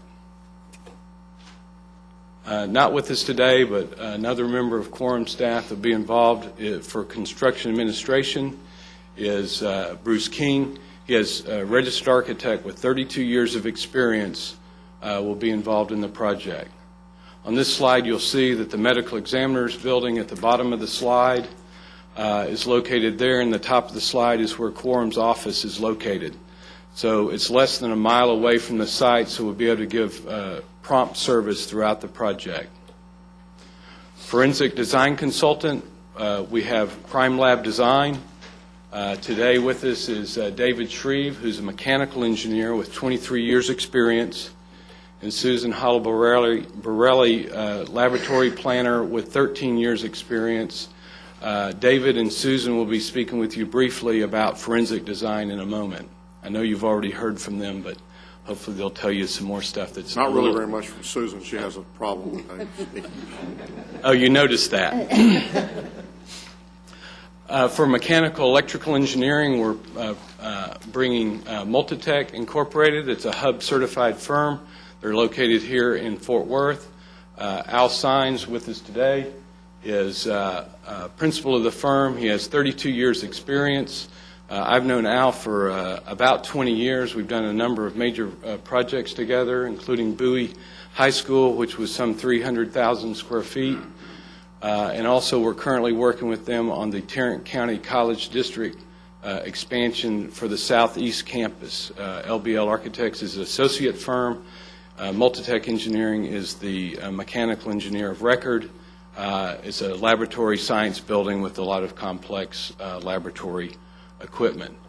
Also with Multitech for the project is the electrical engineer, Mark Johnson, who has 29 years experience and is also a lead accredited design professional, and mechanical engineer David Graham, 13 years experience. These two men have a great deal of laboratory and medical experience, including biohazard laboratory experience. For structural engineering, we have R.L. Woods Associates, also a Hub-certified firm. Renata Woods, structural engineer, is here with us today. Thank you. She has designed not only public safety projects, but also medical. And you'll know her work from the most recently, the new parking garage that you have just east of the Family Law Center. She was a structural engineer on that. For civil engineering, we have Derek White and Associates, also a Hub-certified firm. This is Derek White. Derek is a civil engineer, a registered engineer with 8 years' experience. He'll be helping with the parking and site work. Currently, the MWBE participation with Multitech, R.L. Woods, and Derek White and Associates, we have a estimated participation of 25% of basic services. For our experience, we have a wide range of projects. We've designed a lot of churches over the years. This is Glenview Baptist Church on Northeast Loop 820. You might have seen it from the freeway. The client said it's a very exciting and workable facility. Richland Hills Church of Christ, also on Northeast Loop 820, was a 180,000 square foot church facility. We more recently added a 40,000 square foot youth and conference center. The client said we designed within their budget. Watauga Community Center, the client said it was a show place, but functional. Farmers Branch Recreation Center, the construction manager said our 50% plans were more complete than most firms' 90% plans. We've designed a number of educational facilities, including 2 high schools. This is James Bowie High School, where Multitech Engineering was the mechanical electrical engineer. This is a 65-acre site, 320,000 square feet, including science labs. The client said they take each project personally and follow through from start to finish. We've designed higher ed, UTA Fine Arts Building, for example. We've done a number of public safety type facilities. This is West Arlington Police Service Center, 20,000 square feet. The client said impeccable project management. South Arlington Police Service Center, currently under construction, 25,000 square feet. Oak Cribs Public Safety Center, we're designing an addition and renovation of their 911 call center, their emergency operations center, some fairly complex equipment. And in there, this project includes a 6,000 square foot addition, which is 3 stories tall, inside of an existing courtyard of a 3-story building. Some said it couldn't be done. On the left, you see the picture of the existing exterior of the building. We were not the original design architect for this project, but when it came to adding to the building, our firm was selected over and above the original firm because of our personal service. On the right, you see a 500-ton crane lifting an 80,000-pound drilling rig over the 3-story building into the courtyard to drill the 6 piers that are necessary for the 3-story addition that can't be done. Showing this slide really just to say, when it's hard, when it's challenging, when it's difficult, we bring a can-do attitude to the project that our difficult is our middle name. Medical projects, we have extensive experience in medical design. Probably about 40% of our projects are medical. We've been working at Arlington Memorial Hospital almost continuously for 40 years, not me personally, but I have been working there since 1981. So we've done just about everything imaginable in the medical community. We've designed a number of cancer centers, which include complex radiation equipment, linear accelerators. This is Longview Cancer Center, just one of many that we've done. We did an addition there, plus we're now been hired to come back to do another project there that's underway. This is a 15,000 square foot laboratory at Arlington Memorial Hospital. It was designed to be flexible. It's actually on top of an existing building, which had to remain in operation 24/7 while this laboratory was being built on top of it. Recovery rooms, surgery suites. This is cardiac surgery. It's some very complex equipment there. Cath labs with radiation shielding and complex equipment. This is a 19-bed ICU. Normally, ICUs are only about 12 beds because of some code restrictions, but the client really needed more beds than that for staffing efficiencies. We work closely with the state health code officials and the local codes to bring them the 19 beds that they needed for their staff efficiencies. We think it's the only 19-bed ICU in Texas. This slide shows the existing medical examiner's building. Just north of that, up on the slide, is the JPS Hospital, where is one of our clients. We've designed a number of projects there. Currently under construction is some renovation of the labor and delivery department and also a complete remodel of the central sterile department. In the lower left is the JPS Professional Office Complex. Our firm was hired over some other firms that were considered to provide master planning for this new building. We met with David Cicero, Ron Stutz, and other members of the executive team yesterday, finalized the master plan, and it looks like we'll be moving forward with about 50,000 square feet of new clinic space and other departments to improve patient delivery of health care and access for those patients. With that, I hope to turn to David and Susan, thank you, from Crime Lab Design, who will talk to you about forensic design. Ditto. This is the same. This is only the same slide. The other things we have to talk about are different, so let's just say you've met us. So when we do forensic design, these are the 4 categories, and we have a slide for each one of these 4 bullets. Whoa. One at a time. You have to hit it easy. It gets a little temperamental if you go beating on it. Okay, I promise not to go beating on it. Safe work environments. I did mention this before, that it's critical that we meet all health, life, safety issues within a laboratory because it is critical to the people that are working there. And it's also critical that we're designing lab airflow and pressurization such that we're not interfering with any other systems in the building when we're not backflowing into any of the office areas of the building. When we do the HVAC system for the building, we tabulate all of the air quantities, the outside air that's going into the lab and all the exhaust air that comes out, and make sure that there's a perfect balance, a slight negative pressure to keep everything contained within the lab. The building management system combined with the lab airflow control system work together to control that very, very closely.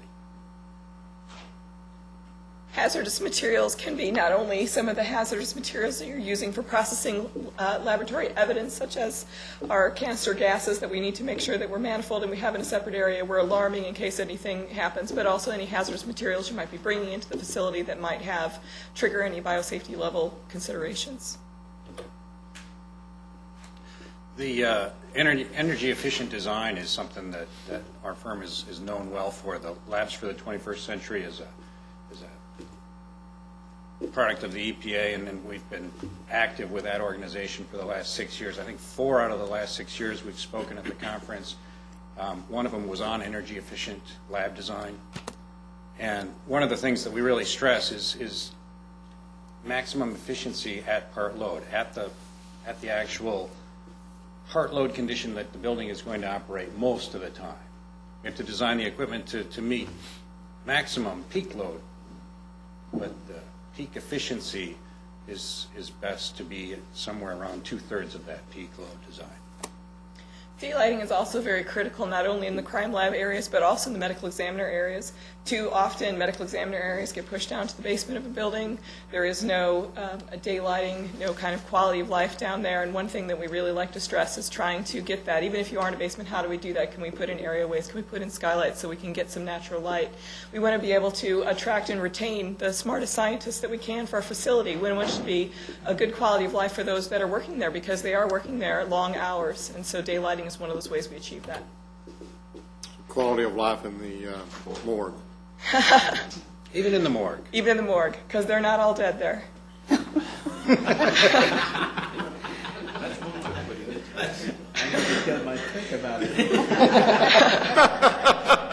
Come on now, Dr. Pirwani, come along with it. We also talk about meaningful flexibility and how we design our buildings so that we're able to add on. If there are areas that are rapidly expanding, we're going to design our MEP systems so that we can handle additional areas that we might take over into laboratory areas at some point down the line, so that we're not going to run out of the building as fast as we normally would. One of the things we try to do up front is to meet with the facilities staff who's going to be maintaining the building, living with the systems after we're done with the design, and getting familiar with what kind of systems that they're familiar with, what kind of staff is going to be there, and the operation and maintenance of all the equipment, and try to tailor it to their needs. I mean, of course, we have to have systems that are appropriate to the building and the application there, but a lot of times there's things to take into a consideration, like is there a licensed boiler operator on staff, or do we need to try to keep our boilers below that requirement where an operator is required, that sort of thing. Reliability through commissioning, this is just to illustrate the advantages of commissioning. We try to promote this for all projects. It's getting to the point now where it's required by code much of the time. In this particular case, it's not a code requirement, and if it's not a LEED certified building, it's not a requirement there either, but still we try to promote thorough commissioning. And the benefits you get out of that is proven performance, understanding, like I said, the facilities staff have a good understanding of how the systems were designed, the way they're intended to operate, and what they need to do to maintain that, make sure they continue to operate as intended. The results, while you spend more money for the commissioning up front, the results are that you have less field changes down the road, less questions, less callbacks. When the submittals come in, they're a higher quality because they're very defined exactly what's required. And everything operates more smoothly, higher efficiency.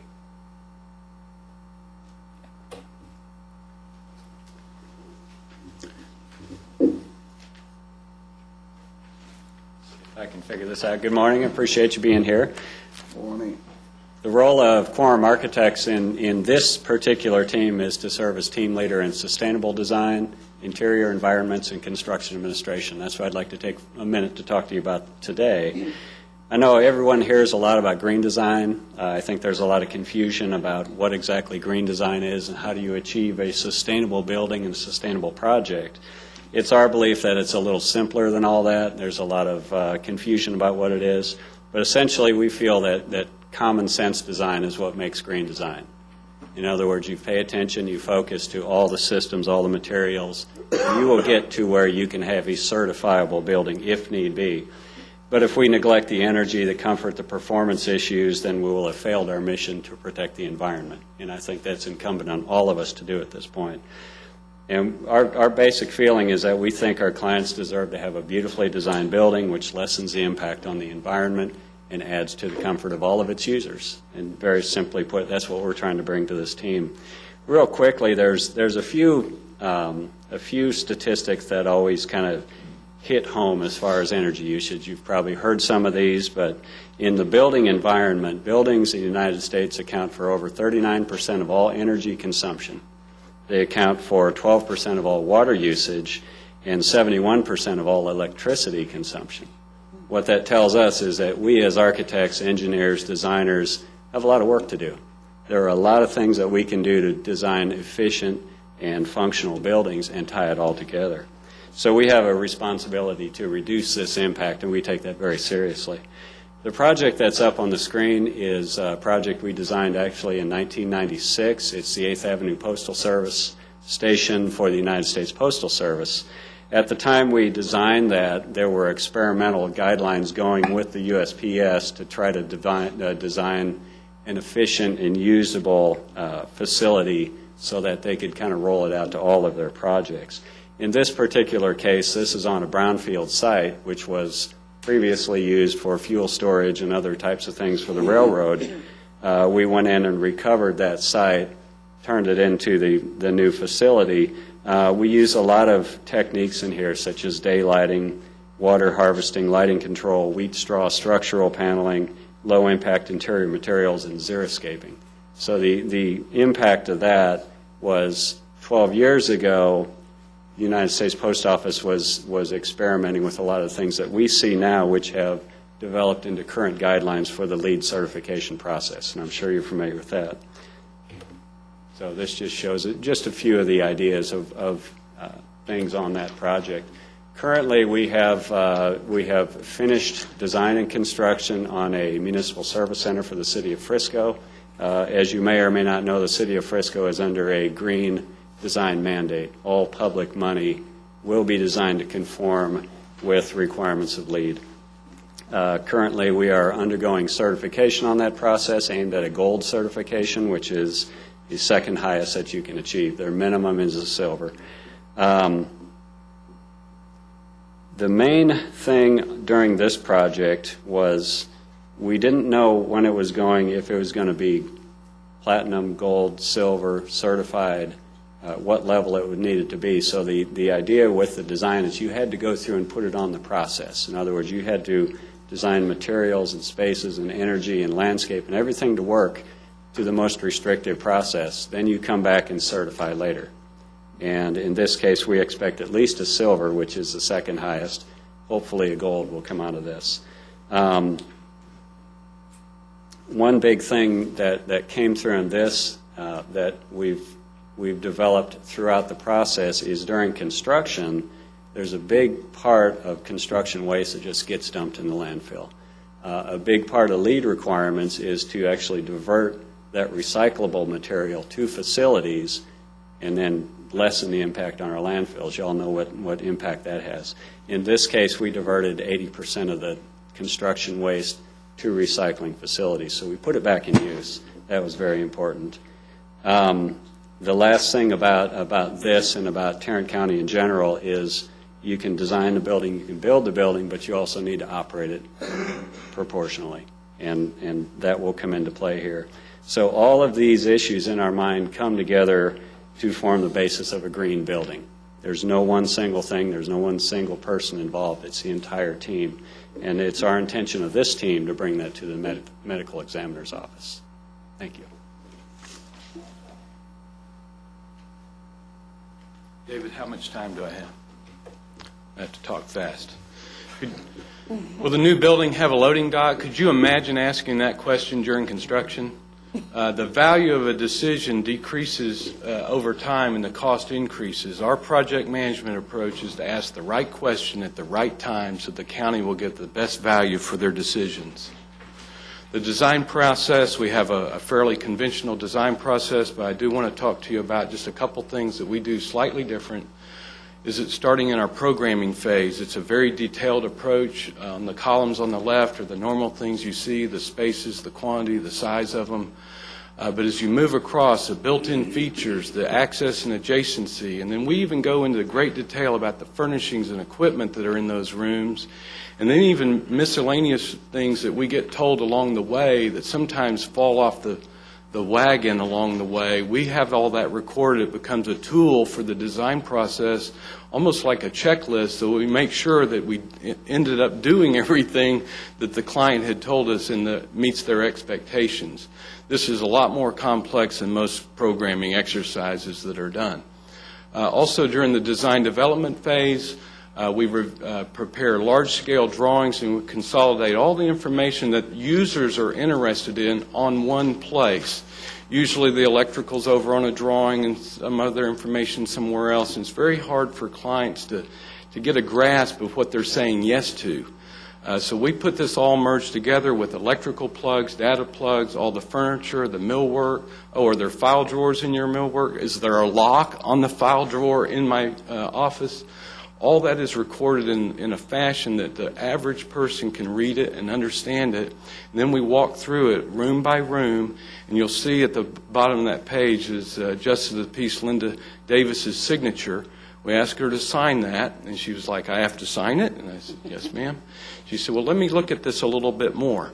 And so we do that with each group, and in the medical examiner's building, there'll be a lot of different players and a lot of information that has to be recorded, and we need the right decisions at the right time, and we intend to, through our leadership, to bring that to the project.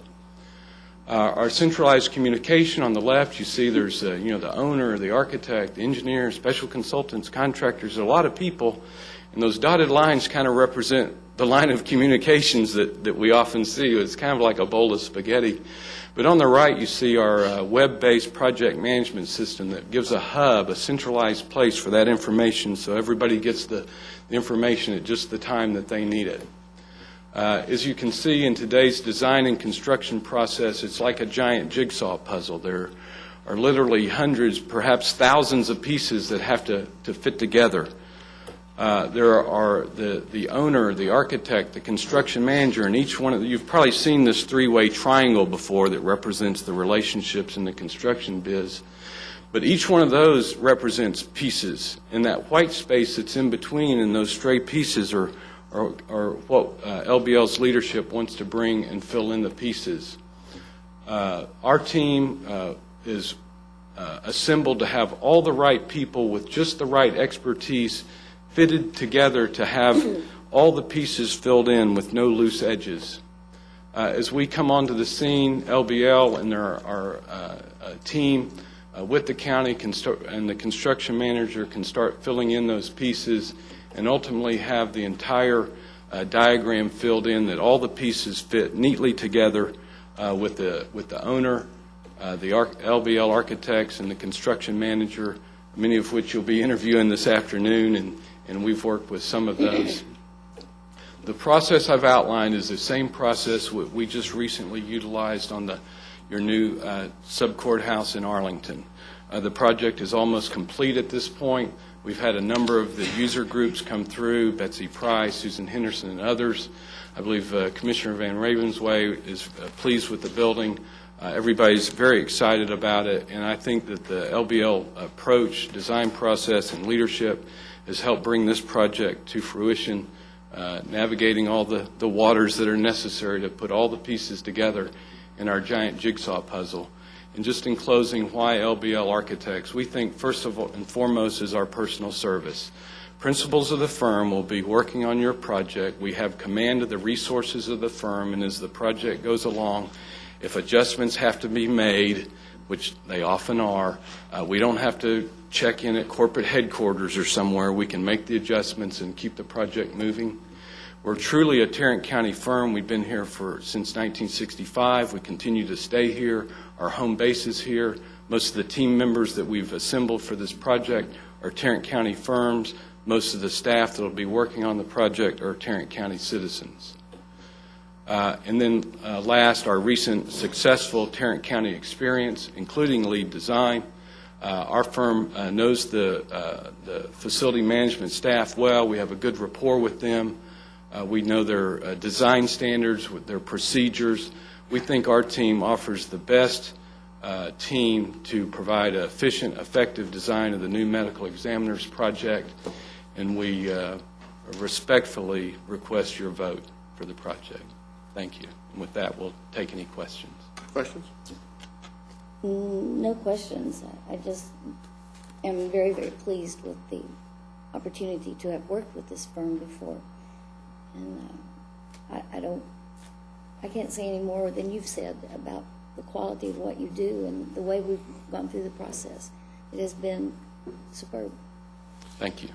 I guess a question that I've asked of the other folks, the four that we're interviewing for construction managers, have you worked with all four of those companies before? Have not worked with all four. We're currently working with Turner on the Tarrant County Southeast Campus expansion. Okay. We're the associate architect, but we're in the weekly meetings with them, so we do have that relationship. But Byrne or McCarthy or Constructors? McCarthy and Constructors not. Byrne, we've been involved in some stuff, but we've never actually worked through a project together. They bid several projects that we were the architect for, so we had to go through a lot to get to that point. But at the end of the day, we didn't go through a construction process together. And then have you worked with Crime Lab Design before? We have not worked with them. We often work with specialized consultants on many, many projects because of the types of projects that we do, and we find ourselves working with specialized consultants of all kind. We have a value system in our firm that we get along well with people, we communicate well with people, and so we seldom find a consultant that we're not able to work well with. Okay, thank you very much. Any other questions? Thank you all very much. Okay. Have you wrapped up? Is there anything else you want to say? No, that's it for us. Okay. Thank you all very much. Appreciate it. Hope your voice gets better. Yes. I can make presentations from that. That's why I still have it. I just keep talking and just keep selling it and grabbing it. Our first construction management firm presentation will be at 1 o'clock. Unless you want to do it quicker, it's up to you. Unless we want to what? Unless you want to do it, move that up a little bit till 12:30 or so. I think the 1 o'clock is here, and they can certainly start at 12:30 if you'd like. Well, okay, are you going to be able to move all the rest of them up after that? Think so? We'll give it a shot. Let's try to start at 12:30 then. Okay, thank you. Ms. Glenn?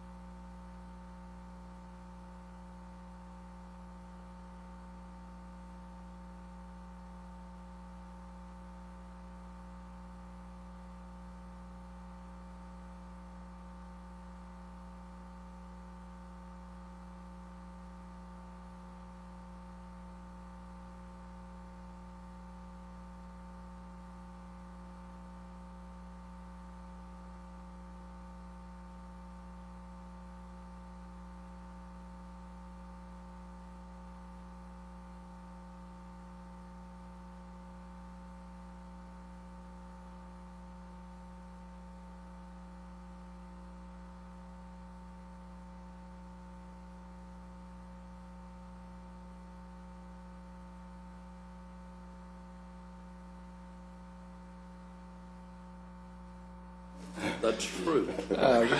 Talk. Go right ahead. Good afternoon. I'd like to introduce Chris Davis with Constructors. I'd like to thank you for the opportunity to come here this afternoon and talk to you about your new medical examiner facility and our firm and what we can offer you in this project.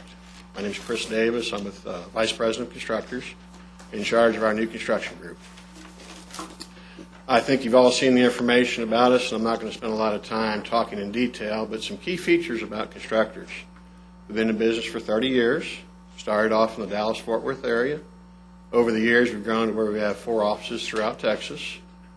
We are a part of the Structure Tone organization, which is a large international contracting group, and that does give us a strong financial backing and the ability to handle large, complex projects and even the smaller, simpler projects. Some things that we're proud about as far as our firm is our 85% repeat client business.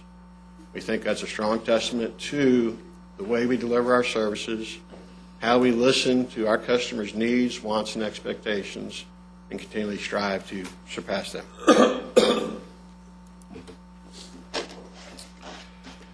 As far as our office and organization, we have over 200 associates, over 100 of those in our Dallas-Fort Worth office area. Part of that 100 associates that we have consists of 15 individuals in a pre-construction group that do nothing but full-time committed to developing budget and pricing for projects. We think this is a strong characteristic because we know for a job to finish successfully, it has to start and be successful from the very beginning. These individuals are in the marketplace on a daily basis, confirming prices, budgets, and it'll give us the benefit to be able to give you realistic numbers to plan for as you develop and finalize your program. In addition to our pre-construction group, we have a group of 12 individuals that are dedicated to mechanical, electrical, and plumbing. They are our MEP services. They assist our operations group from equipment selection, equipment procurement, coordination of various systems, putting together commissioning plans, all this to allow us to bring our projects to a quick conclusion, timely conclusion, and hopefully take care of all. Well, at the end of a project, you always kind of go through a shakedown cruise, getting everything finalized and put together. Our MEP group will allow us to do that in a much more expedient manner. Constructors is committed to LEED accreditation of our associates. We currently have 13 associates that are LEED accredited. We are continuing to work with others in the organization for them to obtain the accreditation. And we feel that their expertise and their accreditation will allow the Tarrant County Medical Examiners construction team to pull on their resources and figure out the most efficient and effective designs for LEED accreditation of this facility. Additionally, one thing I wanted to mention was our working with minority and disadvantaged business. You all call it basically a hub plan. Paul King is the chairman. Dallas-Fort Worth Minority Council. Okay. Been there for 4 years? Yes. Okay. Constructors is committed to working with minority firms. We look to reach out, find firms on a select basis, help them develop their business. And the reason for this is our founder always wanted to give a return to the community. And he felt one way he could return to the community was to help others who helped him become successful, help them become successful. It also gives us the benefit of having lifelong relationships with firms as we continue to go and do our business. Do want to talk about what we pose as far as our project team and staff. We believe it's a team that's well qualified and experienced for your project. I'd kind of like to introduce the individuals we have here today, starting with Ben Drain, who's our proposed superintendent for your project. Ben is, well, let's just say he's got over 30 years' experience, well-versed in working on tight sites, working on healthcare projects, Bank One Tower, right? Working that project here, which is an extremely tight site. And we know one of your proposed sites you're considering is going to have some special, unique circumstances with access, egress, pedestrian safety, and coordination with your existing facility. Ben's got the experience to be able to minimize any interruptions to your services. Sitting next to Ben is Neil Vogel, who's will be our operations manager, working with our project manager, superintendent, for the construction of the facility. John Taylor is our project manager. Very strong individual. Last 10 years working for University of Texas, Southwest Medical Center, coordinating all of their construction projects for new laboratory research areas, classroom facilities. I'll let you expand upon that a little bit later on. Okay. And Paul King is our estimator of our manager of our estimating pre-construction group in Dallas. Their resumes are in the handout that we passed out a few minutes ago. As far as our proposed staff on the project, our approach is our project manager will be the person in the forefront for constructors. John Taylor's got over 30 years experience, as I mentioned, over the last 10 years, working specifically with laboratory and healthcare facilities. Ben Drain and Dale Davis would be our proposed staff on the job site. Moss Kynes, he's a full-time dedicated safety representative. He could not make it here this afternoon, but you basically can look at Moss as being your watchdog. Moss will make sure that we do everything by the book, from all of our compliance with EPA, stormwater pollution prevention plans, OSHA plans, pre-work analysis, hazard analysis. Moss will make sure that there are no unexpected surprises as we do the construction of the project. And then Paul King is the pre-construction manager. Will be working with our estimators and John Taylor on the project, developing the budget as the design documents are developed in order to give you a GMP commitment as early as possible. I would like to turn it over to John Taylor at this time for him to talk about our pre-construction and operations. Well, appreciate the opportunity to talk to this. I know constructors is excited about this opportunity, and I'm personally excited about it. I was over at UT Southwest for 10 years doing laboratories, and I really enjoy this kind of work. We did a lot of work in pathology labs as well as research labs, and then did a lot of work in the well body program as far as the cadaver area. So I'm familiar with this type of construction. Now, in the pre-construction phase, the first thing that we're going to do is go ahead and take those the space requirements that each area is needing. We'll be getting with Paul in our estimating department. They've got a great database. We're going to take those square footages. We're going to be able to convert that into an accurate preliminary budget that is going to tell you from the get-go where we are budget-wise. So that way, if there's some tweaking that has to be done, and I think it'll help on the design phase too, so if there's some areas that we have to compensate for, we can do that. Hopefully there'll be plenty of room in there and we can add some stuff. But now, as far as the team meetings, I envision constructors being able to take the concept and the reality of what the department would like and mail those together into reality. We're going to be able to update constantly with budgeting, so we'll know any piece of equipment, any special conditions as far as the HVAC, that kind of thing. We'll be able to figure that and see where we are price-wise at that point. And in the meantime, working with the architect, we're going to be setting some timelines so that we'll get all the information we need from the end user. Any decisions that you need to make, we'll let you know when you need to make them so we can proceed in a timely manner. Now, being in as a construction manager for 30 years, we have a great feel for value added type things. The same end product for maybe a little bit less money, or maybe it's a little bit more going in, but because of the fact that you're going to be a build and own owner, you're going to have that build in 5 years, 10 years. We want you to be happy 10 years, 20 years down the line, not only with the initial cost, but also with the operating and maintenance costs. So we're very well aware of that, and our MEP people help us out a lot on that.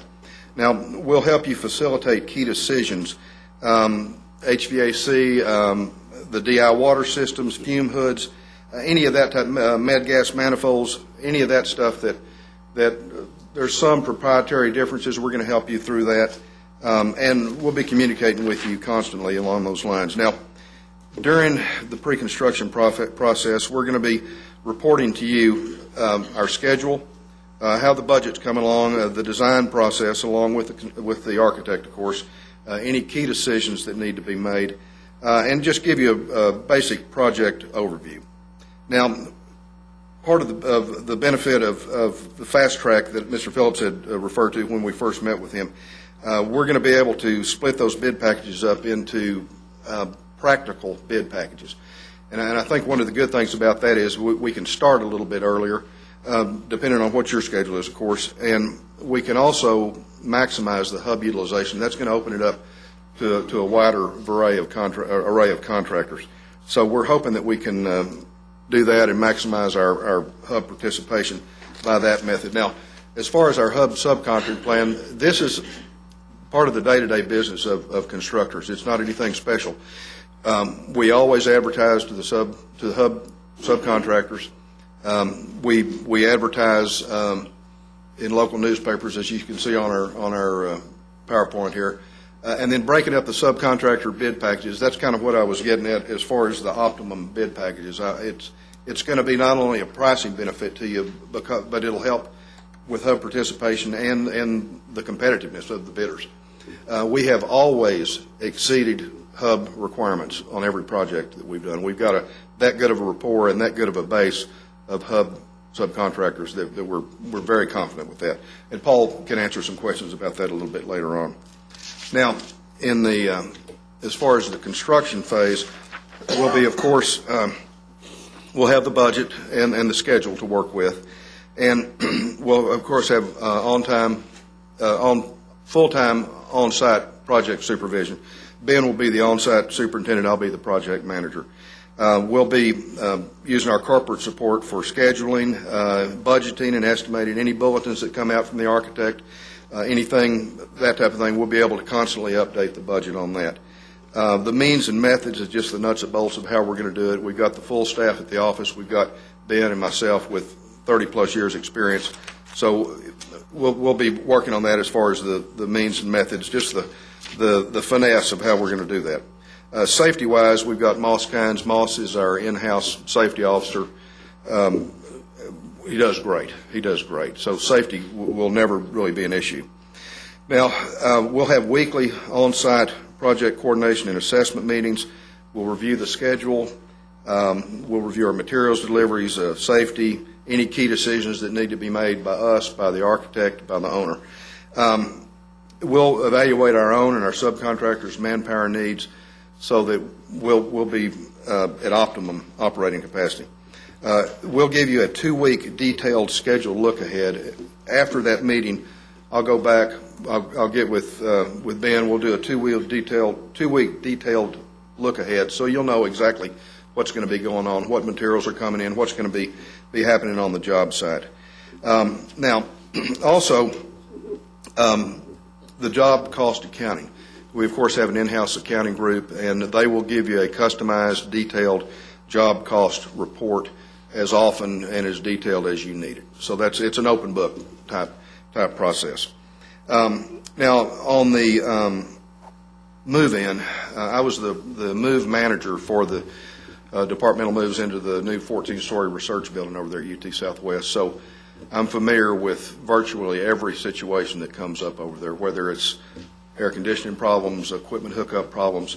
I'll work with your move coordinator to make sure that goes as smoothly as possible, with the least interruption to the staff. I'm familiar with hazardous materials moves, radioactive material moves, live animal moves in the case of UT Southwest. We had some BSL-3 contaminants that we had to move, microscopes, freezers, and also we'll coordinate the certifications of any fume hoods, biosafety cabinets, med gas systems, that type of thing.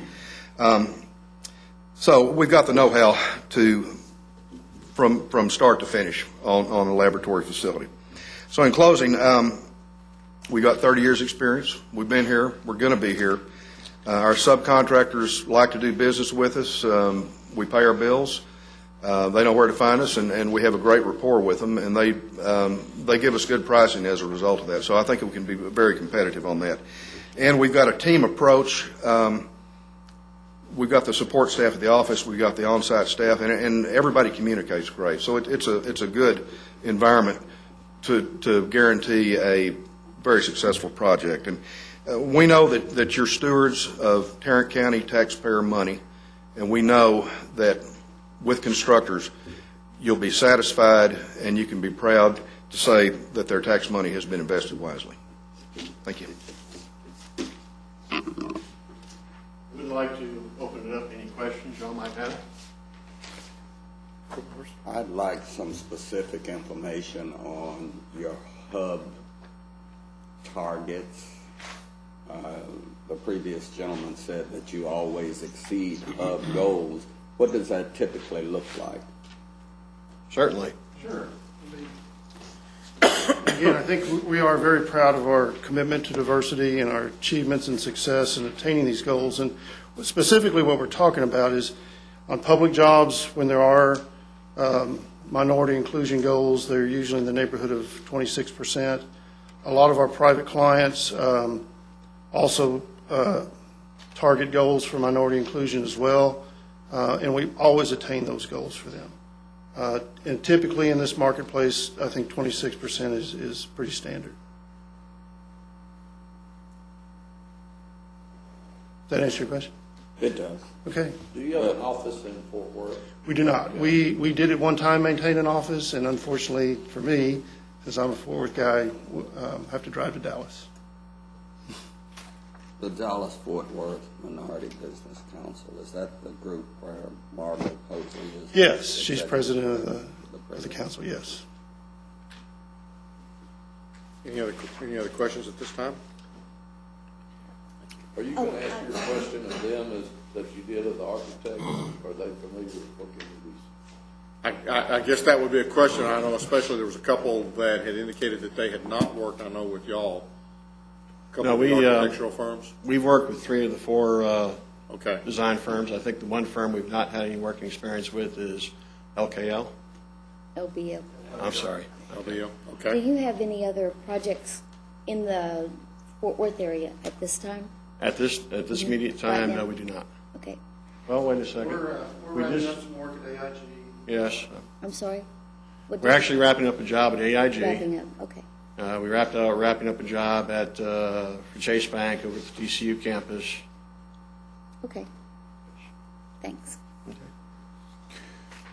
Your Honor, may I ask a question? Just a point of clarification. In your presentation, you said you were a member of both the Hispanic and the Black chambers. Is that here in Tarrant County, or is that in Dallas County? Dallas County. Okay. Anything else? Any other questions? Thank y'all very much. Now, would you like to make a kind of a closing or a wrap-up? Well, I would just like to thank you all once again for the opportunity to come out here and present our qualifications for this project. It's a unique project. We're very interested, and we would be honored to be awarded the CM at Risk contract for the project. Thank you very much. Thank y'all.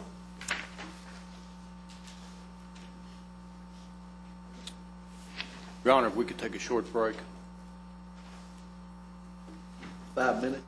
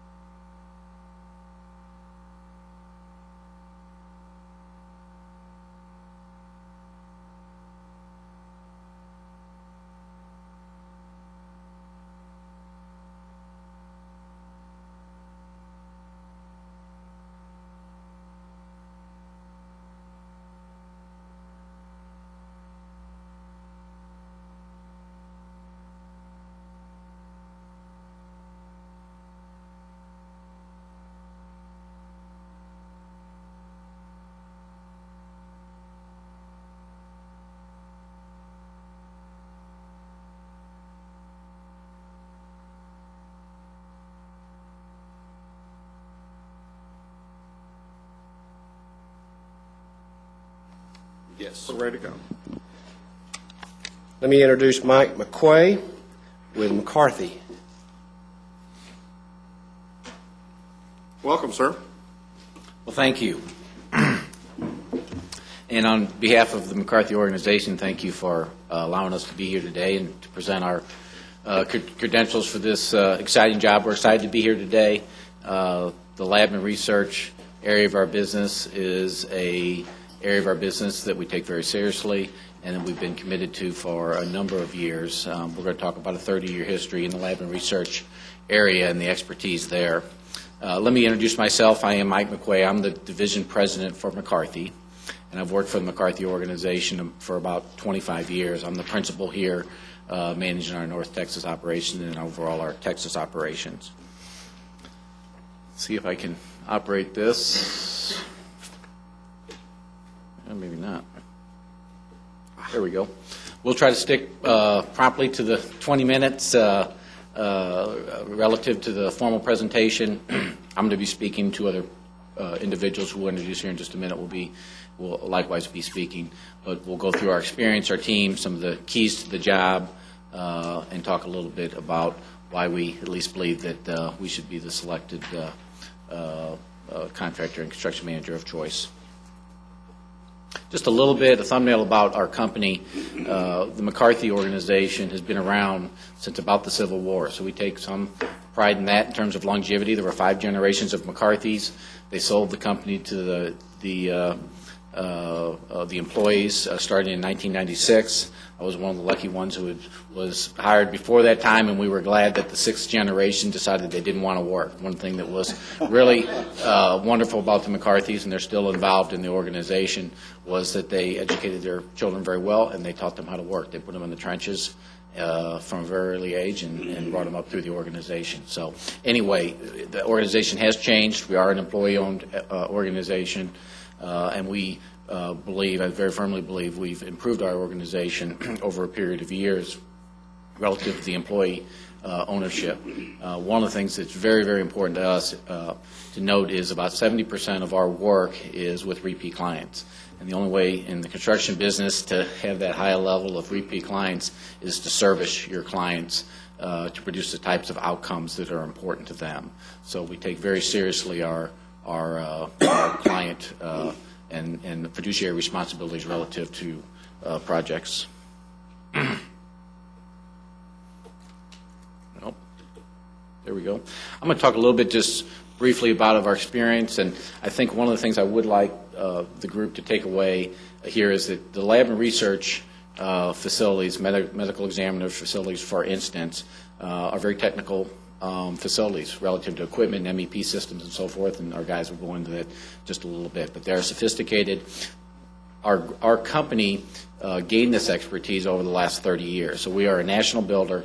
We work on, I'm going to show you a few slides here in just a minute, but it will give you a breadth of some of the types of institutions that we've worked on.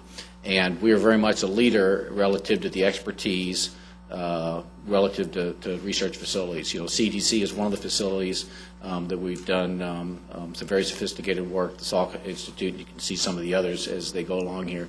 But what's important to understand, I think, is simply that we have a long history of building this type of work.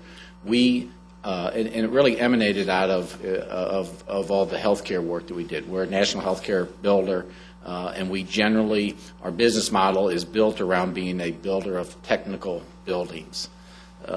So we have this 30-year history, which why it's important is simply all the means and methods and processes and lessons learned that we've brought along the way. We've kind of, done the tough work, so to speak, and hopefully, and very much I believe our current client base gets the benefit of that through our proven pre-construction processes and our construction processes. We want to neck this down. You can be a national builder, but we're right here in Tarrant County, and that's what's important is that we're able to deliver the services right here in your backyard and our backyard. And one of the jobs I want to just highlight here before we talk more closely to the job at hand here is the Rice University was one job we did recently. And this was really an old, just kind of mechanic shops, machine shop on the campus of Rice University. And it was a design-build project, so we took on the design responsibilities. And to be able to do that, you have to very much be able to understand all the parts and pieces that go in, the cost and so forth relative to budget and schedule. This was just one small example. It wasn't a real big job. It was 3,000 square feet, but it was an example of taking a very unique space and renovating it and delivering it to the owner on time and within budget. And it was an award-winning job for us, so we're proud of it. It's small, but we're proud of it. Won some awards here statewide, here in Texas, the local AGC or ABC Excellence Award. So, with that, I'm going to turn over a little bit of the presentation to a gentleman by the name of James Leppo. James has been our project director, which are what I call our project directors, are the first line of defense, or they're the guys who everything is really funneling through relative to our project delivery. So he's a very important person relative to the project delivery, and he's going to talk about some of the unique projects we've worked on here locally.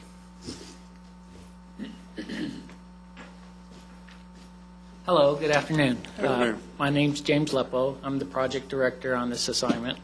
As a project director, I'm responsible for overseeing the pre-construction phase of the project as well as into the construction phase, all through the warranty period as well. So I'm your guy, your go-to-go guy from now until the end of the job. I'm a 20-year resident of Tarrant County. I live in Bedford. I'd love to come down Central and turn to the right instead of to the left every day. So I'd love to do a job here. I've done a lot of work in Tarrant County. The Western Currency facility out on Blue Mountain Road. I did the at UNT Health Science Center. I did the Patient Care Center at 7th and Montgomery. The renovation of the school at the Butler Housing Project across the street there. I worked for a company called Sadalco, who I respect a lot, and they're a Fort Worth contractor. I was their operations manager before joining McCarthy close to 7 years ago. What I'd like to talk about a little bit is the jobs I've done with McCarthy, laboratory-wise, specifically how they relate to what you're building. This first job is the UT Southwestern Building K renovation job. We went in and renovated the third floor of the project, and what makes it relevant to what you're doing is that we had to work very close with the user group.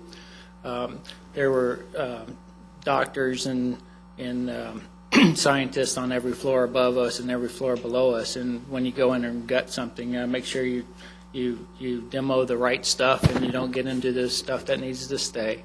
But the close communication with the user group. This was a national award-winning job. The other thing that made it very difficult was we had to go up to the roof level and pull and replace all the coils from all the air handling units, which affected all the doctors and all the experiments they had on each floor of the entire building.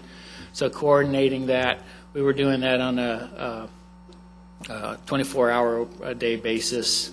During the weekends to have minimum disruption. This next project, this is one that we're wrapping up right now, another one of my projects. It's the University, again, UT Southwestern Medical Center. What's relevant about this job is the CM at risk delivery method, which is a method you guys are using as well. We were in pre-construction for about a year on this job before moving forward with the construction of the job. Very sophisticated animal research laboratory. It says BSL 3. It's actually reverse BSL 3, biosafety level 3. I won't go into that. What is relevant is the price per square foot compared with your budget. The current price on this, you'll see the $384, but there is an unfinished floor in this building.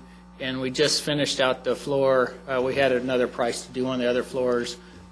So with another floor, this would come in about $429 a square foot for a very similar in nature lab building. This here is why you should be giving us the job. This is the Dallas County Institute of Forensic Sciences. It's as close as you'll find to what you're doing. This project has I believe, every bit of what you have in your job and then some. It was delivered a little bit differently. It was a competitive SIL proposal. It was over budget, but that didn't stop Dallas County from awarding it. We did go through a value analysis process. Our pre-construction director, Philip, and I worked with our subcontractors, and were able to reduce the price of the job by over $4 million, which is about $10 million, which is very good for a value analysis process.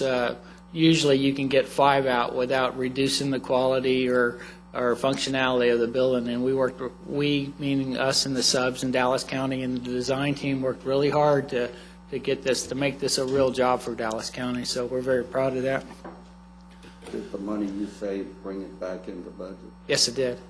Well, yes, they revised their budget as well too. Okay, they believed they had an estimate that was low, and they went back and raised their budget as well. So it was a combination of them coming up and us coming down. I won't go into all the different aspects of what they do in this building, but the point I wanted to make is that we have all this cost history that we can use right now today for you on any department within the facility. We have proposals for any specialized equipment, stuff like that. We're also working with Bill Lowry, who you are working with as your lab consultant on this job. He's a great guy. We're in regular contact with him. So it's a very relevant job. In a nutshell, what we're trying to say here is we've looked at your budget proposal. We know where your money is, and we think you have a valid budget for the scope of work you're doing, and we'll work with you best we can to give you the most bang for your buck.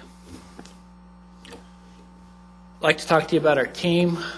We were fortunate because, unfortunately, your design slipped a little bit, or your program slipped a little bit, but what it did allow us to do was bring the people from the forensic sciences project to your project.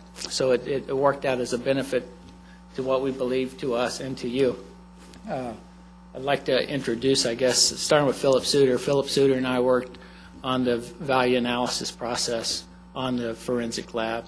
But Corey McCutcheon is one of our project managers on the job now, and Don Ivey is our project superintendent.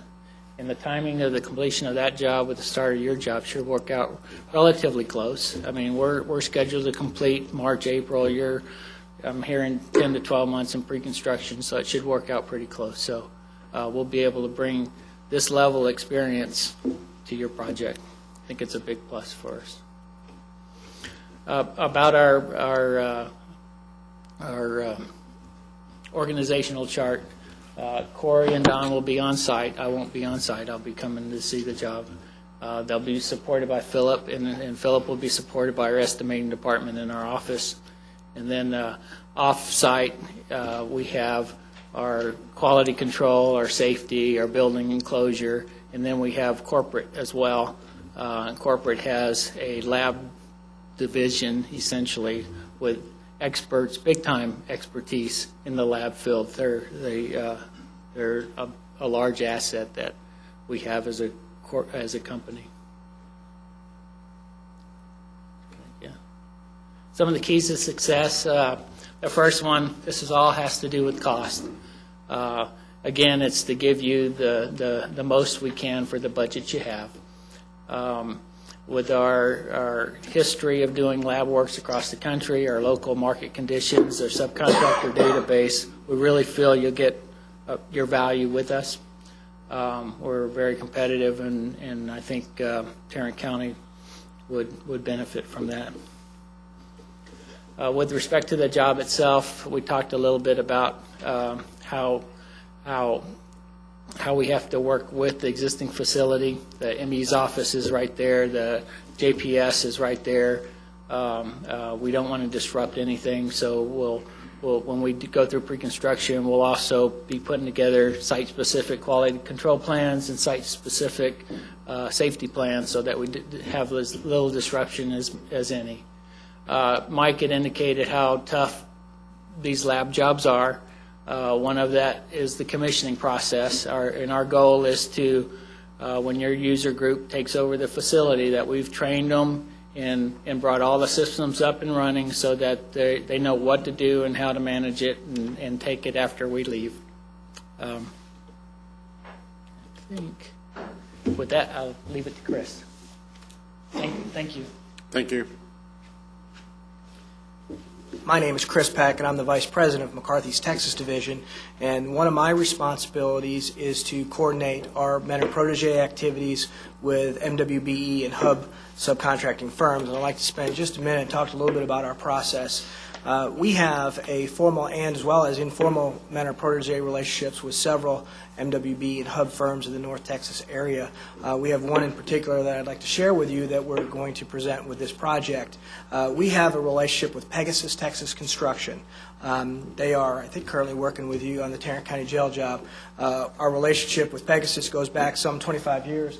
Barry Brock, the VP of Operations, is here, and we built the first building for Barry back in 1983 here in Dallas. And so we are currently working together on the City of Dallas City Performance Hall project, where Pegasus is a participant and a partner on our CM at Risk team. So we bring Hub participation with our CM at Risk activities as well as through the subcontracting process. And so we have a long-standing relationship with them that we intend to utilize here.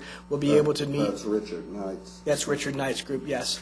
And so we will be able to meet Hub requirements on the CM at Risk portion of the work that is not subcontracted to subcontractors, and we intend to do that.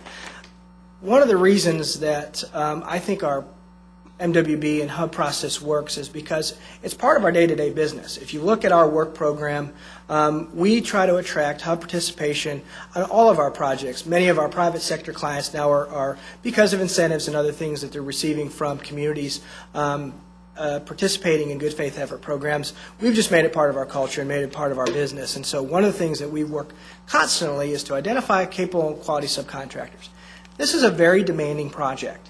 And so it's a big part of our effort in looking at non-Hub as well as Hub subs is to find those firms that have capacity and capability. What we'll try to do is to create bid packages that can attract first-tier Hub participants to bid directly to us and to earn business through this project.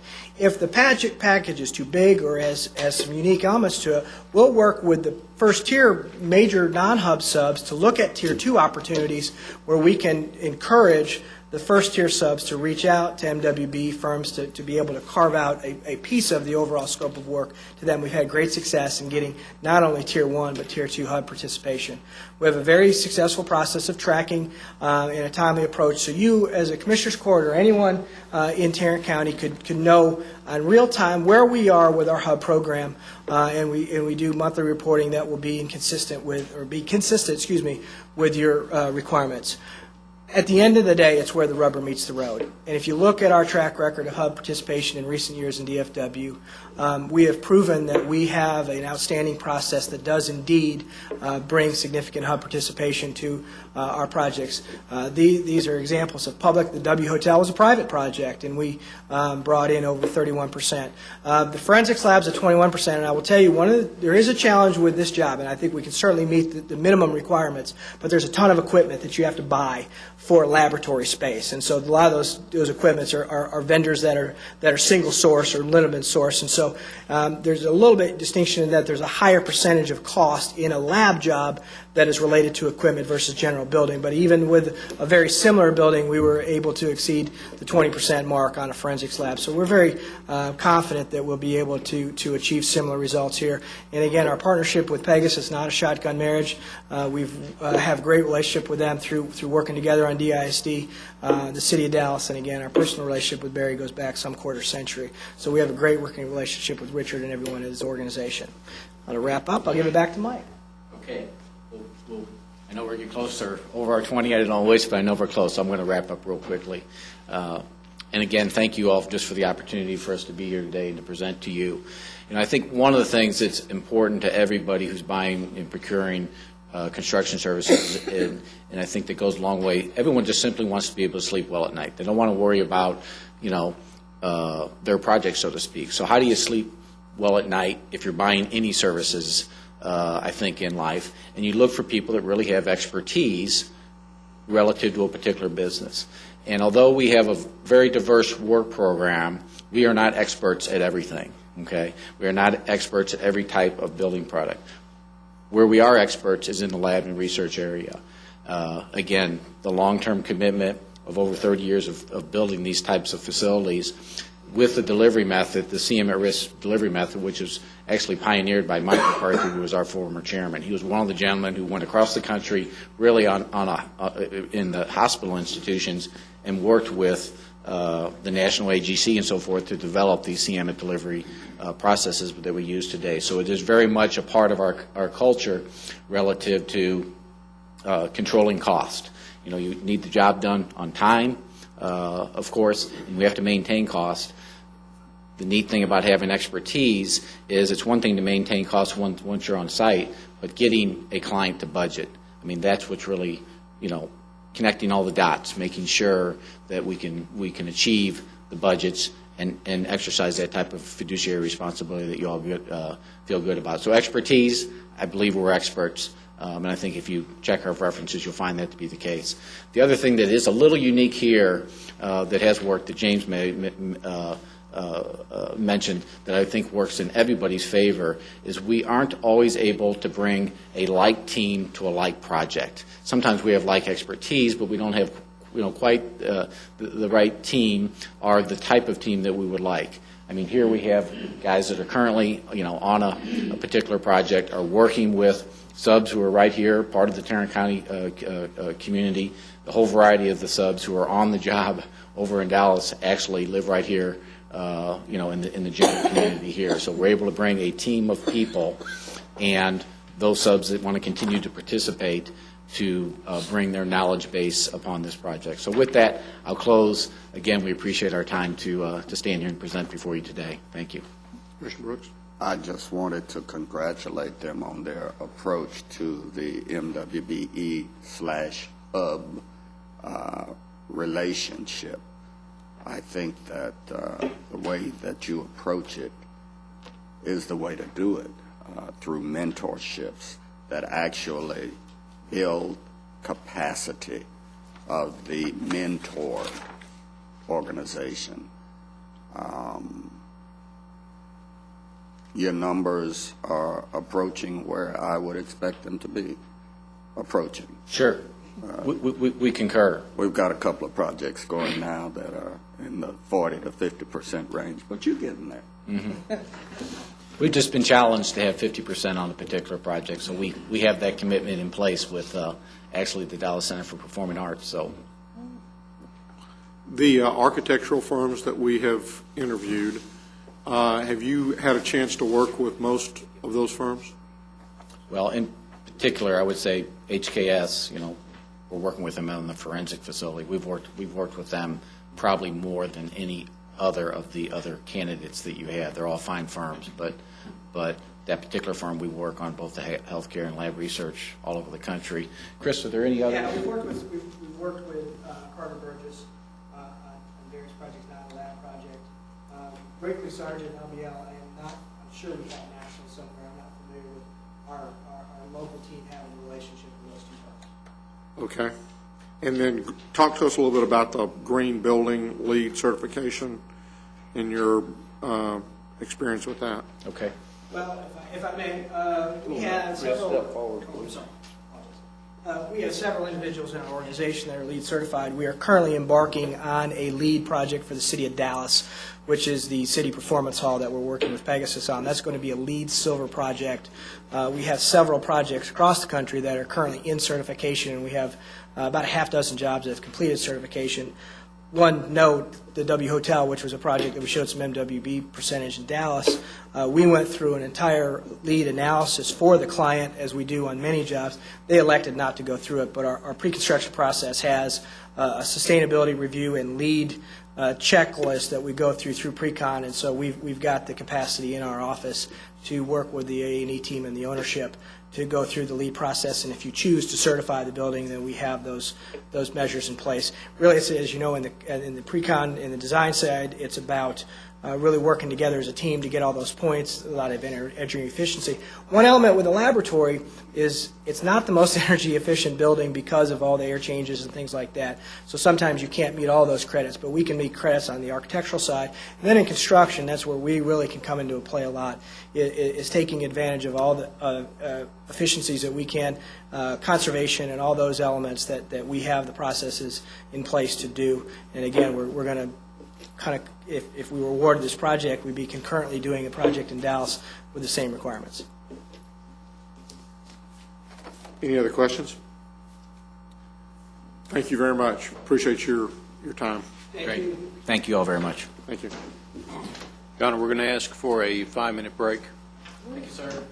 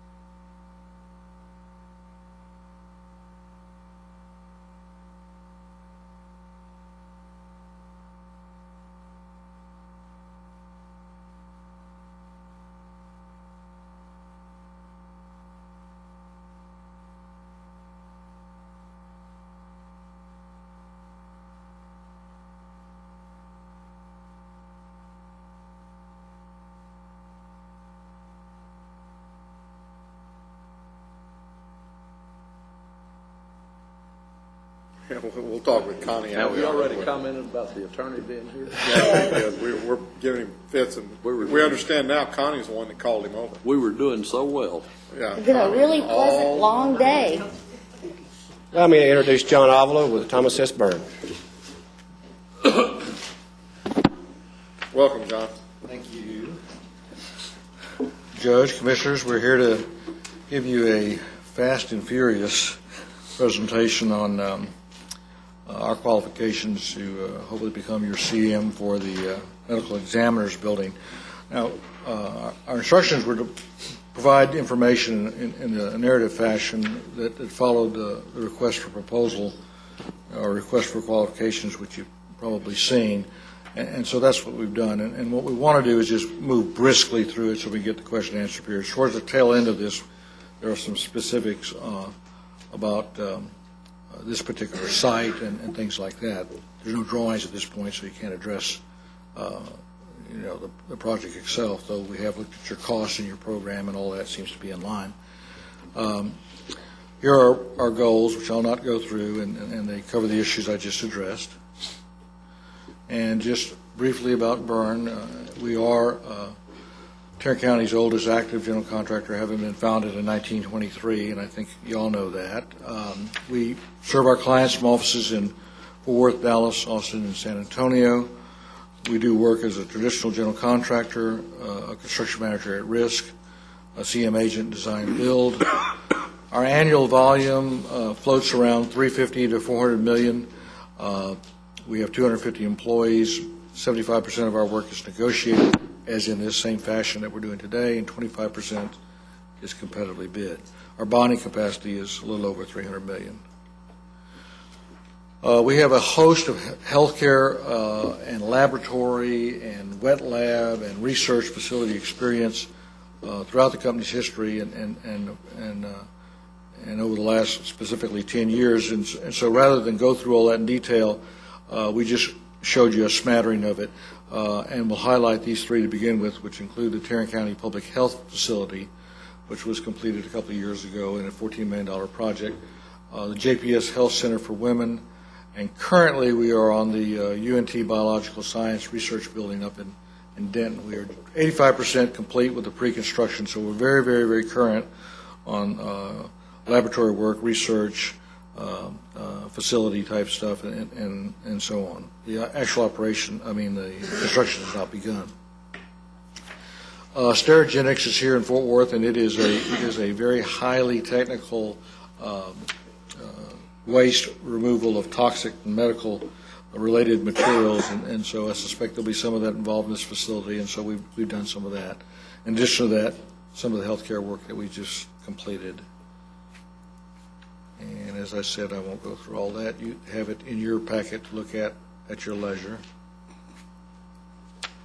And with that, I'd like to turn it over to Keith Muskrat, who is our Senior Vice President of the company, normally heads up the work that we have done for Tarrant County in the past, and he'll introduce who our proposed team would be. Thank you, John, and good afternoon. We appreciate the opportunity.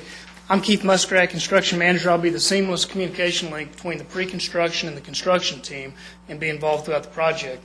And we have a very good team. We'd like to just quickly go through them. In terms of the pre-construction side, Elias Najjar, who's our Director of Pre-Construction Services, will be heading up the team with leadership underneath him of Jeff Giles, who will speak to you here in just a minute on some of the pre-construction efforts we'll be going through. Rick Rogers, a senior estimator as well, along with two local Fort Worth firms who we've got good experience with, E3, Monty Elliott, and Ware & Associates, Winters Ware, who will be heading up two components. One, E3 will help us through the budgeting and the scheduling of the pre-con effort, as well as providing staff on the construction team to help us throughout the construction process. Winters, who's got a wonderful background and helped us out in the past on solicitation, minority involvement, and getting just the word out to the community to make sure we got good bid effort from any of the subcontract community, supplier community, and help us track that throughout the project. Is E3 a part of your general overhead, your general conditions? Yes. With that, we'll go to the resumes, and we'll not get into detail, but what we did was took some excerpts from our resumes to show you we do have significant lab and healthcare experience, as well as Tarrant County work, including myself on multiple projects in the past. And we feel that working with the Tarrant County is a wonderful opportunity. And we've got, of course, myself, Elias Najjar, Jeff Giles, Rick Rogers, Monty Elliott, as you can see with E3, multiple experience. All those projects are with Thomas S. Byrne, and then Wintris, who's well known in the Fort Worth community, and a couple of projects with her there as well. Blake Jordan, project manager, Shane Donahue, assistant project manager. Blake and Bob will be giving you some construction details here in just a little bit on what we see coming on the project.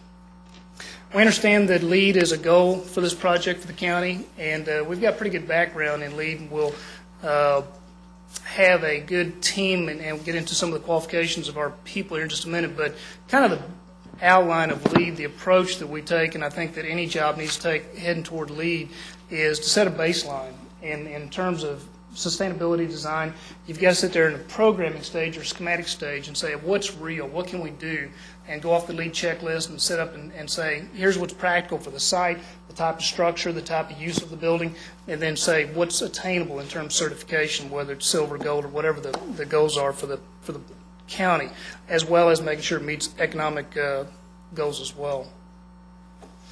In terms of our folks, we have 6 LEED accredited professionals, me included, which gains 1 point on the list for the LEED checklist to begin with. Starting off, the project in Denton that John mentioned, the UNT Biological Sciences building, is also LEED, and that's a goal for a silver certification. And in terms of laboratory construction, it's a challenge to take a lab and the type of energy use and consumption those things go through to get it to fit a LEED criteria. But there are certain considerations that the LEED program has available to it, and it's good that we work through each of those issues. Probably the biggest is energy consumption and HVAC control issues, and those need to be hit early on to make sure we're fitting into the budgeting process of the project.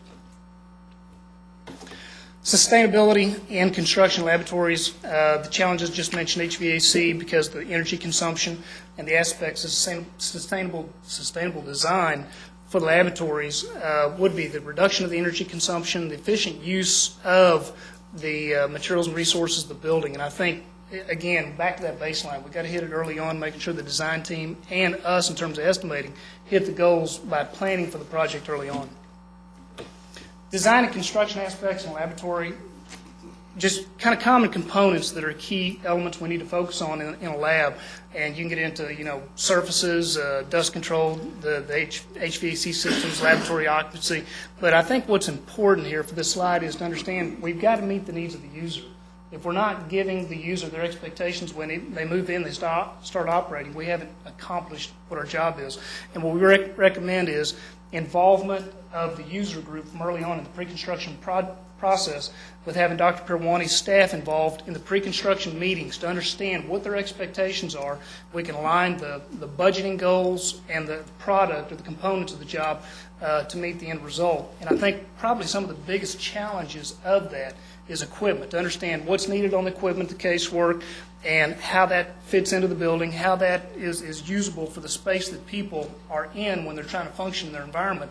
And so what we recommend even is getting into mock-ups, having a setup, whether it's cardboard, plywood, but go ahead and set up mock-up labs, or the space the users are going to be in, or even a floor outline in some warehouse or the parking lot or whatever, to make sure that everybody has an understanding of what we need by the time we're finished.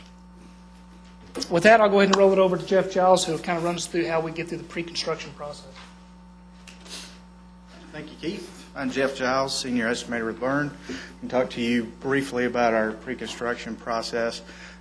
Really, 2 main points I want to hit about pre-construction. It's, well, as you know, it's not just doing estimates. We're not sitting there waiting for some drawings to show up from the architect so we can throw a price to it and get it back to you. We really want to manage that pre-construction process, starting with the comprehensive schedule.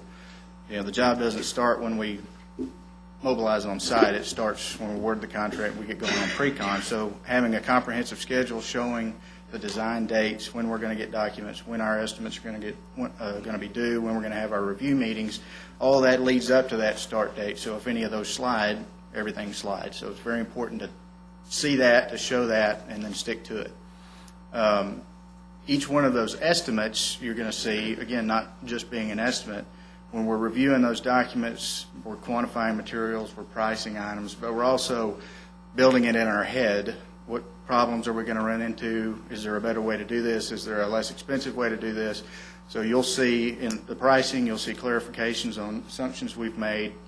You'll see recommendations on systems or materials, a value analysis log, which may have start maybe small and then grow throughout the pre-construction of, here's some ideas, let's look at doing this, and here's a preliminary cost assigned to it, kind of a shopping list that we can talk about, discuss, and accept or reject.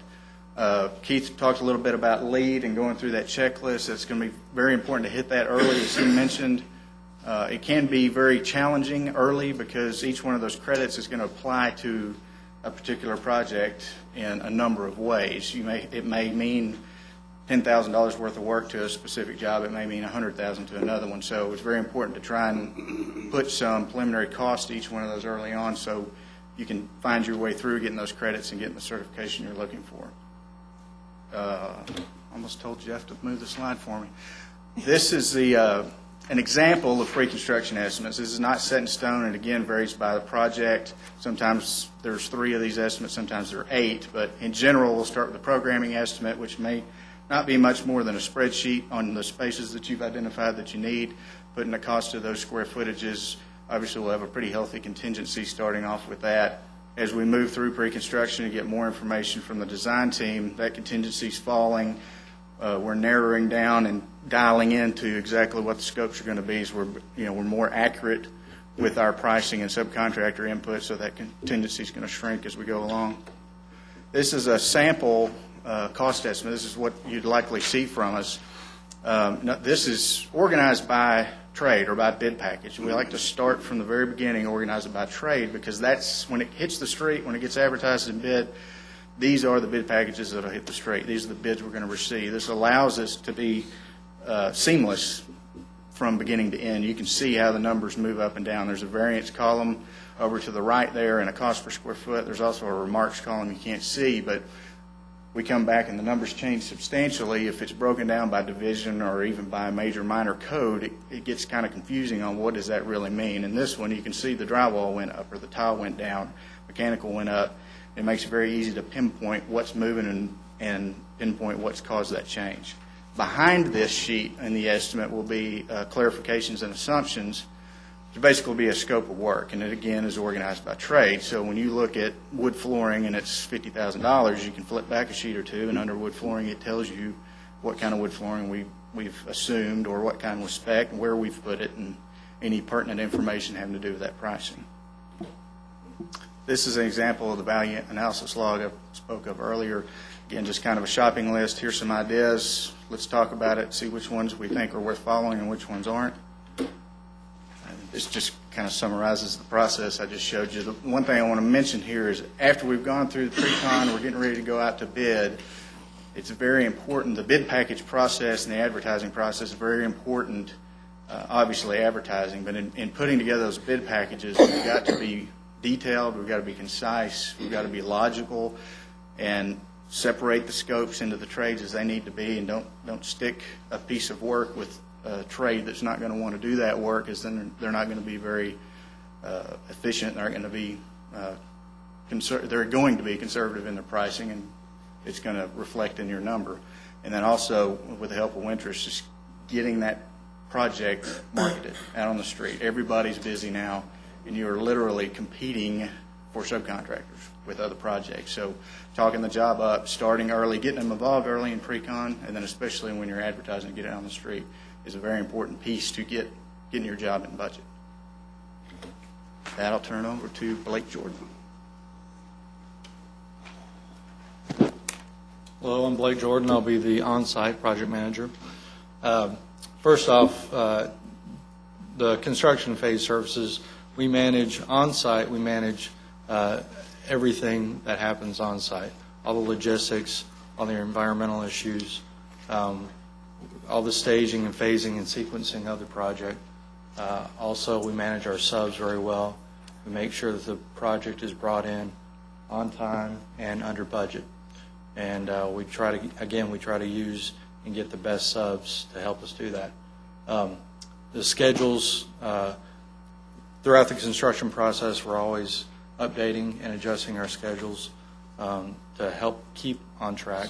Also, we go through all the shop drawings and submittals, go through those with a fine-tooth comb, so we make sure we know what parts and pieces are going in, so we make sure that we install it correctly the first time, there aren't any mistakes. Cost control, again, we go through the budget constantly. Any changes that may arise and change of scope, we will have breakdown costs, detailed breakdown costs to provide everybody with the reasoning and detail behind it. And then we'll submit our applications for payment on time, so everything will flow well with that. Safety and QA/QC, quality control is very important. We monitor that constantly throughout the job. Also, the project closeout, again, we want to make sure that the user understands and knows everything about their new facility and warranty program. We've been here for 85 years. We'll continue to be here, and we'll always be here for you. Communication is a key to any successful project, and this slide just shows the different phases from pre-construction through post-construction and all the different types of communication there are. All the meetings that are held, we'll have meeting minutes that come out for it. Along with that, different logs, schedules and updated schedules. Every month we'll have an executive summary that we issue. Also, like during the construction, again, schedule-wise, we'll have our main master schedule, and then weekly owner-architect contractor meetings. We'll have an even more detailed, like 3-week look-ahead schedule to help keep everybody on track. This is an example of our schedule. We use both Primavera and SureTrack, and again, it's comprehensive from pre-construction all the way through turnover of the building, and then you'll have different estimates throughout. We make sure that we get the materials in on time. We know what our schedule is, so any material that has a long lead time item, make sure we get that approved, get that ordered, so the material shows up on the site when we need it. And next I'll turn it over to Bob.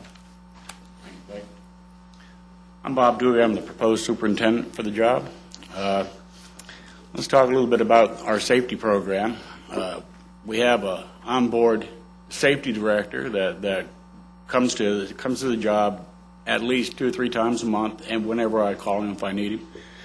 It's every day is my safety issues. I'm on the job site looking for safety problems, and that's one of my main jobs. Our worker compensation experience modifier is 0.53, whereas the national average is 1.0. So that means that we have a pretty good program. Our safety orientation program is pre-hire. It's in a bilingual.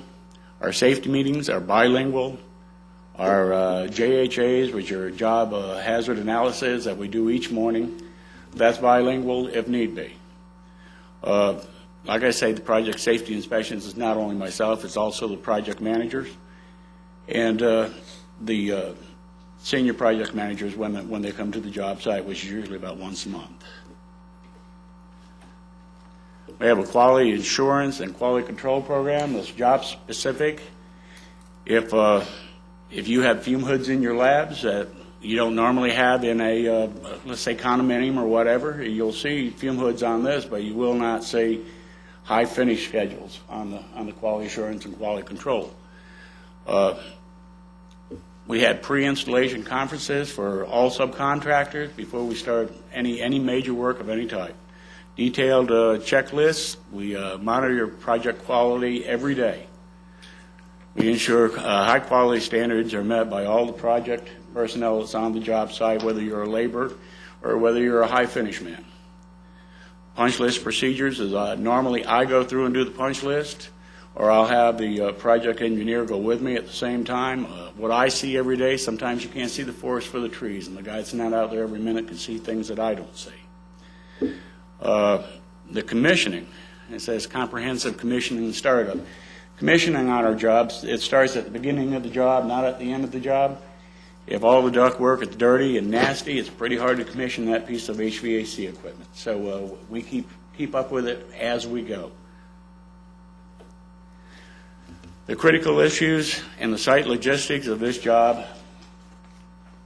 it seems like site logistics is going to be quite an issue as far as traffic for deliveries, depending upon what type of foundation it has, how much excavation there is, if there is any, and just bringing concrete trucks in, making the concrete pours. We'll have to work with the neighborhood. I know that there's a parking problem in that area already. We don't need to add to it. Site safety deals with cleanliness also. The job site needs to be clean all the time. It'll be fenced. We'll do dust control and noise control. I just came from a job where the noise control was a big issue, and we never had a problem with it once, so I'm aware of that. The overhead MEP coordination on any type of a lab, hospital, that sort, is one of the most important things you can do, because usually nobody wants a space above the ceiling, but it's needed for all the equipment that goes up there. So that's one of the other things that we look at every job. The building envelope, to make sure it's sealed properly, and just to make sure that everything's the way it's supposed to be. You see here, we outline the existing medical examiner's building in white. The green is where we assume the building might go. Don't know for sure. The area marked in red is the building that's to be demolished. The blue is an existing laydown yard owned by someone now. We're not sure who. But we'd probably like to try to use that blue area for a laydown. And we'd probably have to phase the demolition of the building and the resurfacing for a parking lot probably prior to the beginning of the building, or at least at the same time, so we'd have parking and enough laydown area to do what we need to do. When you say laydown area, what do you mean? Place to store the rebar, place to store structural steel, any type of embeds, just formwork, could be anything, just components to the building. Kind of a staging area. Staging area, same thing, yes. How long is that out? How long is the material out for the staging? Well, we stage it, we bring it in as we need it, or depending, like, we did a job in Stephenville that was a science building. It was the job I was on, and it had 67 fume hoods in it. If you were familiar with fume hoods, they're kind of a high-finished deal, and we could save like $60,000 by buying them early, before the first of the year. We didn't need them until August. But we bought them early. We had Connexes moved on the job. We placed all the fume hoods in the Connexes and then used them as we needed them. There we had quite a bit of staging area because we had, similar to this, a large parking lot that went with the building. Well, I had taken a note that said make sure the materials are on site and ready, and I didn't know what I meant, so that's why I was asking. Yeah, that's the reason why you need a laydown area, so that you can have them there before you need them, not necessarily the day you need them. But I would assume that parking area could also be used until are you going to need to go ahead and do that parking quickly so to replace the parking that you're taking off with the construction? That we'll probably need it for construction parking. Okay. And construction laydown. I know that what I'm looking at up there is not to scale really, but to know exactly how much the area is, we'd have to go out and look at it and see exactly what is available where. Okay. All right. Now I'll turn it over to Winters Wet.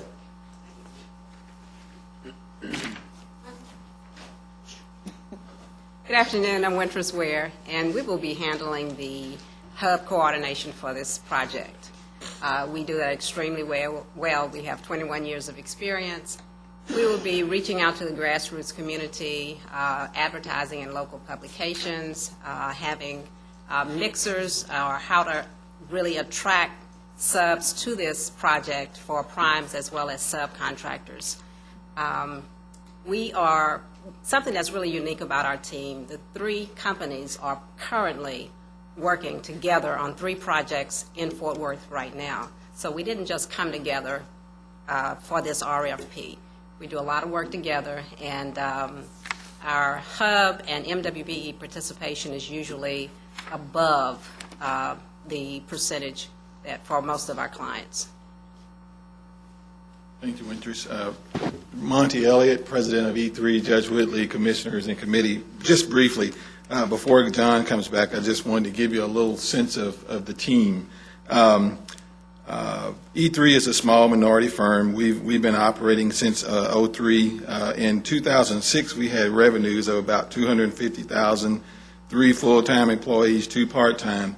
Thanks to our relationship and the mentoring of Thomas S. Byrne, last year, and we hadn't completed those taxes, but we're probably going to have a little over $1 million. We have 8 full-time employees, 3 contract employees. So we're there. It's all about growing, and I know that's what part of your goal is too. While your main goal is to build a facility, that goal, I know part of your goal should be to help grow small firms in Tarrant County, increase that tax base. So, and Winters already pointed out, this relationship is not just started. We've been doing projects with Byrne since probably about 4 years ago. All the ones you see listed on my resume, we've been doing with them. We're currently involved in 3 right now. So it's, for us, it's about a company that's willing to take on a small company and help it to grow. And they've done that. They are doing that in terms of helping us with every phase of the project, and they're including us in every piece that we do with all the jobs we're doing. So thank you for the opportunity, and look forward to working with you. Okay, I think you can wrap up in a minute or so.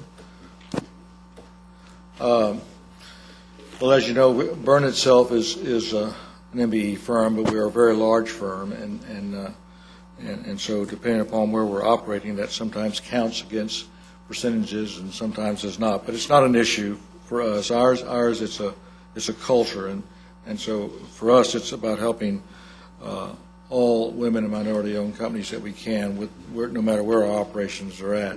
And as such, we've been recognized for that. So these are awards not for us as an MBE company, but for what we have done with the small firms, women-owned firms, and minority-owned firms. We're very proud of that. And I just want to say to you what I said to the last firm who came to the table with a mentor-mentee relationship. I really think that's the way to build capacity in smaller firms, and I congratulate you. Well, thank you, Commissioner.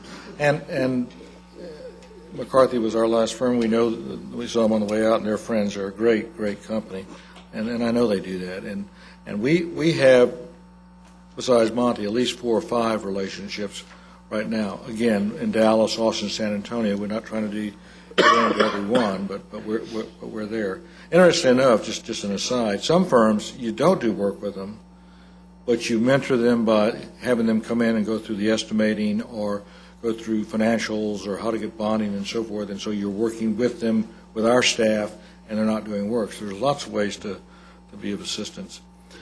Yeah, one of the things I can say about our company, it's been 14 years in March since I've owned the firm, and so it has a legacy of having been recognized for its quality since its inception, and that's been a mission for me to continue and for our current generation to continue, and we've done that. So, and this slide shows some of the recognition we received for our quality in construction. And that's just a summary of why we think you ought to select us, and I won't go through that except to say that we're proud to be headquartered here in Fort Worth in Tarrant County, and we don't mind suiting up and competing on any given day, and we'd like to build a job for you. So we'll leave that open to your questions. Questions? Have you had any experience with something as complex as the medical examiner's laboratories?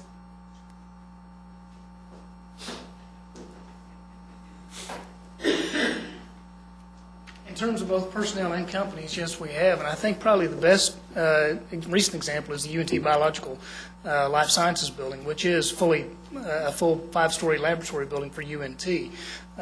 Bob Dewey mentioned the Science Building in Tarleton for A&M, and that was a high lab building as well.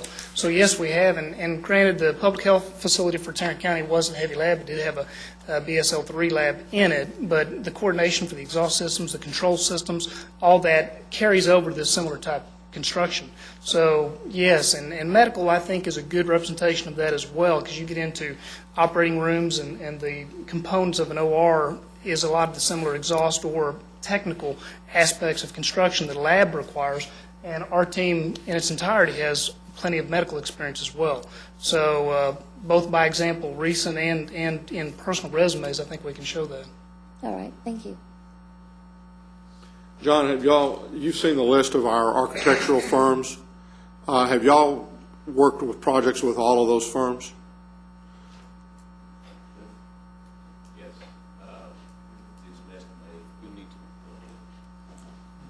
I believe that list consisted, I'm Jeff Stucker, Thomas S. Burnt, consisted of Brinkley Sargent, right, HKS. Right, HKS, LBL, and then Jacobs Carter Burgess. Yes, sir. LBL, we've done some pre-construction work with, have not done any construction work with, but we know that firm well.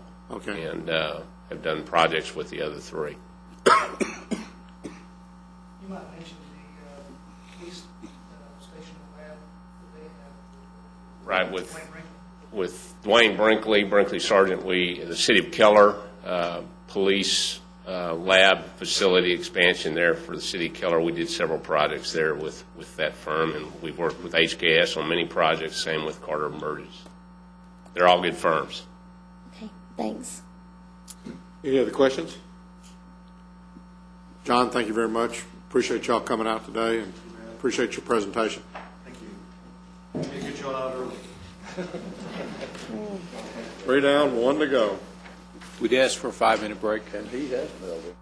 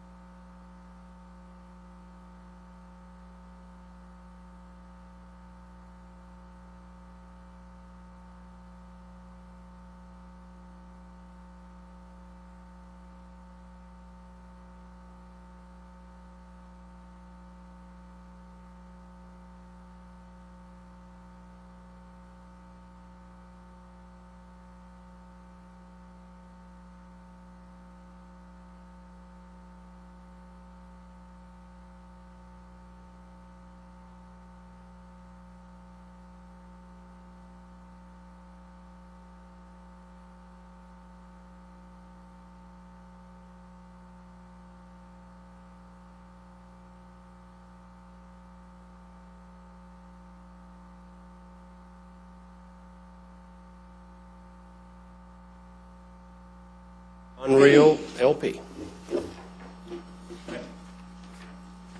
Welcome, sir. Thank you.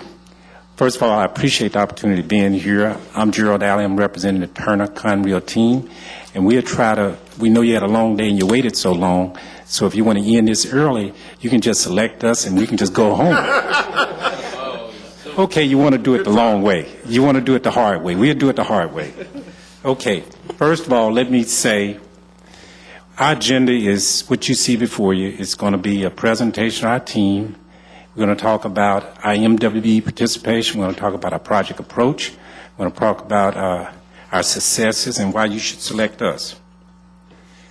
First of all, I'd like to say the success story of Conrail is that, first of all, we are an Arlington-based firm, right in Commissioner's District. We've been in operation in Tarrant County now 29 years. I started the business when I was 12, but it doesn't show sometimes. We have been proud to say we're the largest African-American general contractor in the state of Texas. We've completed over 500 projects. We have completed the Travis County Medical Examiner's Facility in Austin. We have experience with 3 or 4 architects. We're currently have a facility we're doing right now for Commissioner Brooks at the courthouse, sub-courthouse on Miller, which he have a ribbon cutting ceremony shortly. We've had current and past experience with multiple projects, JPS. I'd like to turn it over to our partner on this that we're very proud of. As we looked at the size and scope of the project, we felt that we would take a more prominent role, but we brought, we think, the #1 construction entity in the United States to the table to help support us in this program. Glenn? Gerald and I have been working together for a long time. He started when he was 12, I was 8. Right, just kidding. Turner's been around for a long time, and I think we've been around for a long time because at our core we have some values that we don't vary from. I've put them there, but it's very important to us, the concepts of integrity and commitment and really working together as a team. And we think we do a good job of that, and we think our clients recognize that. We take pride in the fact that we're the #1 ranked builder in the United States. More importantly, for your purposes in this project, we're the #1 builder of medical facilities, including medical examiner facilities in the United States. We typically will build this sort of facility either in or around most of the major healthcare facilities we do across the country. I'd also like to just, with Gerald, this is not something that Gerald and I put together just to go after this project. We've been working together off and on, chasing projects and doing projects for over 10 years. And I think we're proud of that record. We're working for Tarrant County College District together right now on a LEED Silver Lab project out at the Southeast Campus. We've done projects previously for the Dallas Community College system. And our companies have worked together on retail development projects both in Dallas and in Fort Worth. We continue to chase projects across the state and hope to be fortunate on some of those as well as this one. At this point, I'd like to introduce Carlos Kenner. Carlos is a VP for Conrail. If Gerald was 12 and Glenn was 8, I wasn't even born yet. So I just want to echo their sentiments. We are proud to be here to not only represent, as they mentioned, the 2 teams, Conrail LP and Turner. There's something to be said that when you can always present your firm and as equally the people that will be working on your particular project. So we feel it's very important not only to have the right 2 teams, but also the team members for success for your particular project. As you see the org chart in front of you, Glenn is the project exec. Myself and Greg will be the executives from an operational standpoint, management standpoint for the 2 different firms. And like I said, it's very important. We've sat down, we've analyzed this, and tried to make sure we have the right team for your particular projects or project, I should say. Part of this team, as I mentioned, Glenn is the project exec. Reggie Miller, who's you'll be visiting with a little bit later, will be the project manager. Reggie, if you'll raise your hand there. Reggie Miller will be the project manager for this particular project. Reggie's been with Conrail over 14 years, longstanding project manager. We feel very confident and comfortable that he can handle this project. Sam Latona is a lead AP professional and is also a pre-con manager for this particular project. And Sam's with Turner, and he will be talking with you and telling you all about the pre-construction process. One thing I will say about our team, I call it the 85-15 rule. Most of your savings, most of your planning has to be done in the first 15% of the project so that you can get that savings later on for the 85% of the project. So it's very crucial right now with Sam and our Sam Binion, who's a senior estimator. He's not here right now, but he'll be working along with Sam Latona. But it's very crucial and critical for those two to work hand in hand in making sure that they are up on top of this project, making sure that if there's any savings, and that we monitor and make sure that we're giving you the right budgets for your particular project. Siri Oladusa will be our project engineer plus our hub coordinator. She's not here with us today. She's from Conrail. James Sims is a superintendent. He's from Turner. And then John will be our safety director from Turner also. Our plan, we know it's very important, particularly with this project, to have MWBE participation. Both firms are very cognizant of that. It's a commitment that we've done not only on this particular project, but throughout different projects, not only in Tarrant County, but across the country. So you've got our commitment that we will reach your goals that you have set for this particular project. As mentioned and as seen on this particular slide, we average between 30 and 40%. Both firms, some of us have been higher on particular projects depending on what size and their capacity is, but we're comfortable with making sure that we are able to reach that particular participation for this particular project. We understand your goals. We know those goals. As mentioned, we've worked with Tarrant County on the sub-courthouse, on the JPS projects, downtown Fort Worth, so we have no problems in making sure that we will reach those goals. We have the sub-base. We will make sure that there's pre-construction, includes those pre-qualified subcontractors, vendors, and making sure that we have their participation. A lot of that depends on the bid packaging, which Sam Latona will talk about a little bit later, but making sure that we have those packages set aside for that MWBE participation and in reaching out to local organizations, outreach and awareness, and making sure that they're involved in getting this information out. I want to turn it over to Reggie Miller, who's our project manager. He will talk to you. Before you turn it over Yes, to sir. Reggie, let me just make a comment.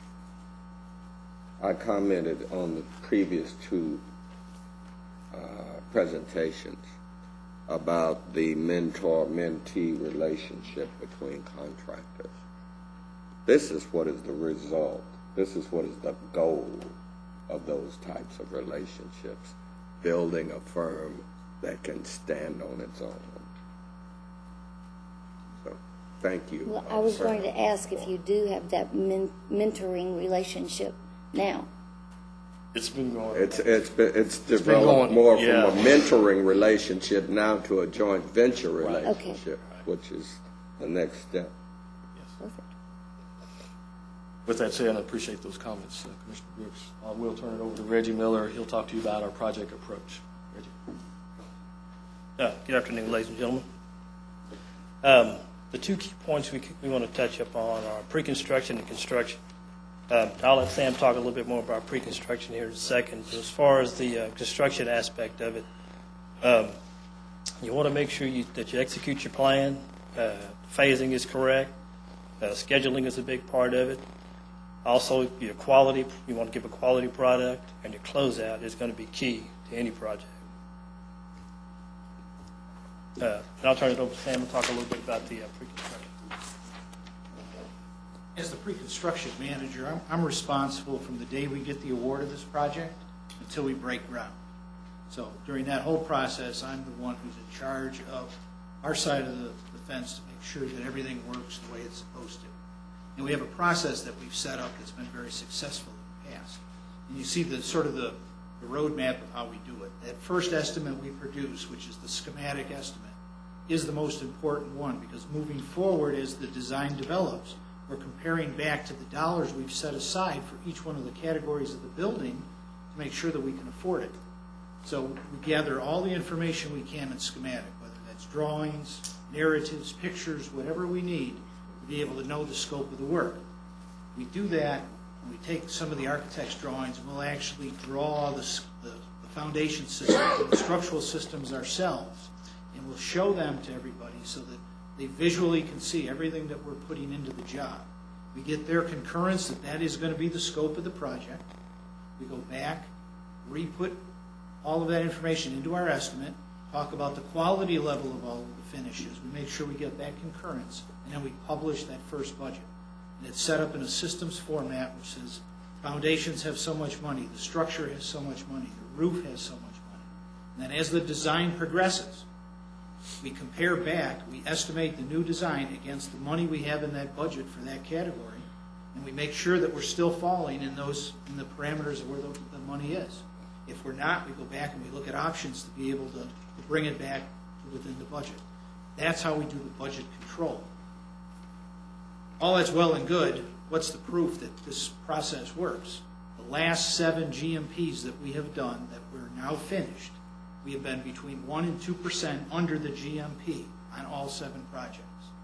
So when it's done properly, the way we know how to do it, it does work. Now, I'm excited about this project because the last project that I had done as a forensics lab was in Santa Ana, California. And they were so happy with the outcome of it, they asked me to come in and look at a full autopsy. And when that was done, they gave me my own personal toe tag. So I'm looking forward to getting my second toe tag. Ready?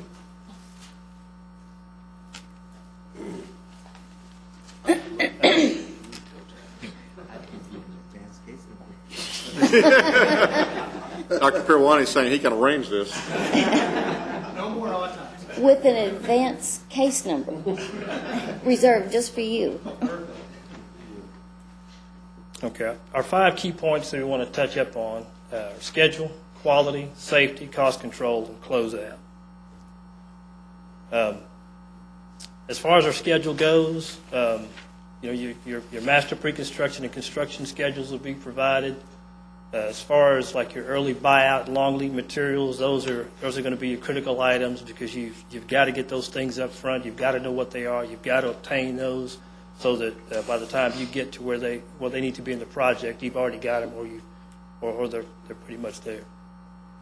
Daily communication is the key, just like your weekly meetings with subcontractors or owners or what have you. As far as quality goes, the key is to build it right.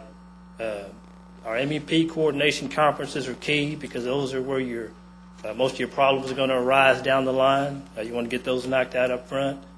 Your pre-installation conferences with the contractors and having the architect and engineer there are key.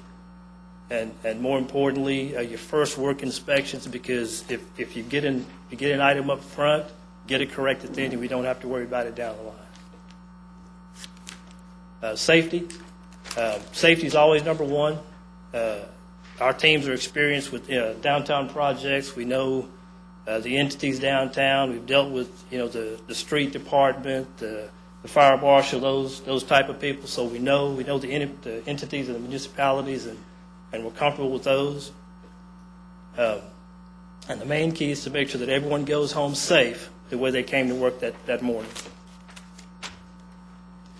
Cost control tools, these are just some of the tools that are used for cost control. As Sam spoke about earlier,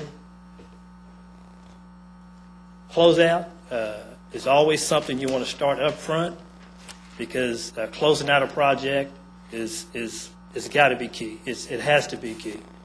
For example, the building there on the right, the SMU building, and I don't know if Glenn wants to speak any more to that, but that's why they're good. That's why Turner's good is having a partner on this project because of the way they close out projects. We think this was a good example of a real focused closeout for a difficult building. This building is 100% labs, and it was closed out in 30 days, and it's a LEED Gold or LEED Silver? LEED Gold. Okay. So that's including the flush out process and everything else that was done. Everything was delivered, including the as-built drawings, the O&M manuals, and scheduled the 11-month warranty warrant. So, I mean, we're proud of those kinds of things. I think I'm proud of the staff that did them, and that's the kind of staff you're going to get here from both of the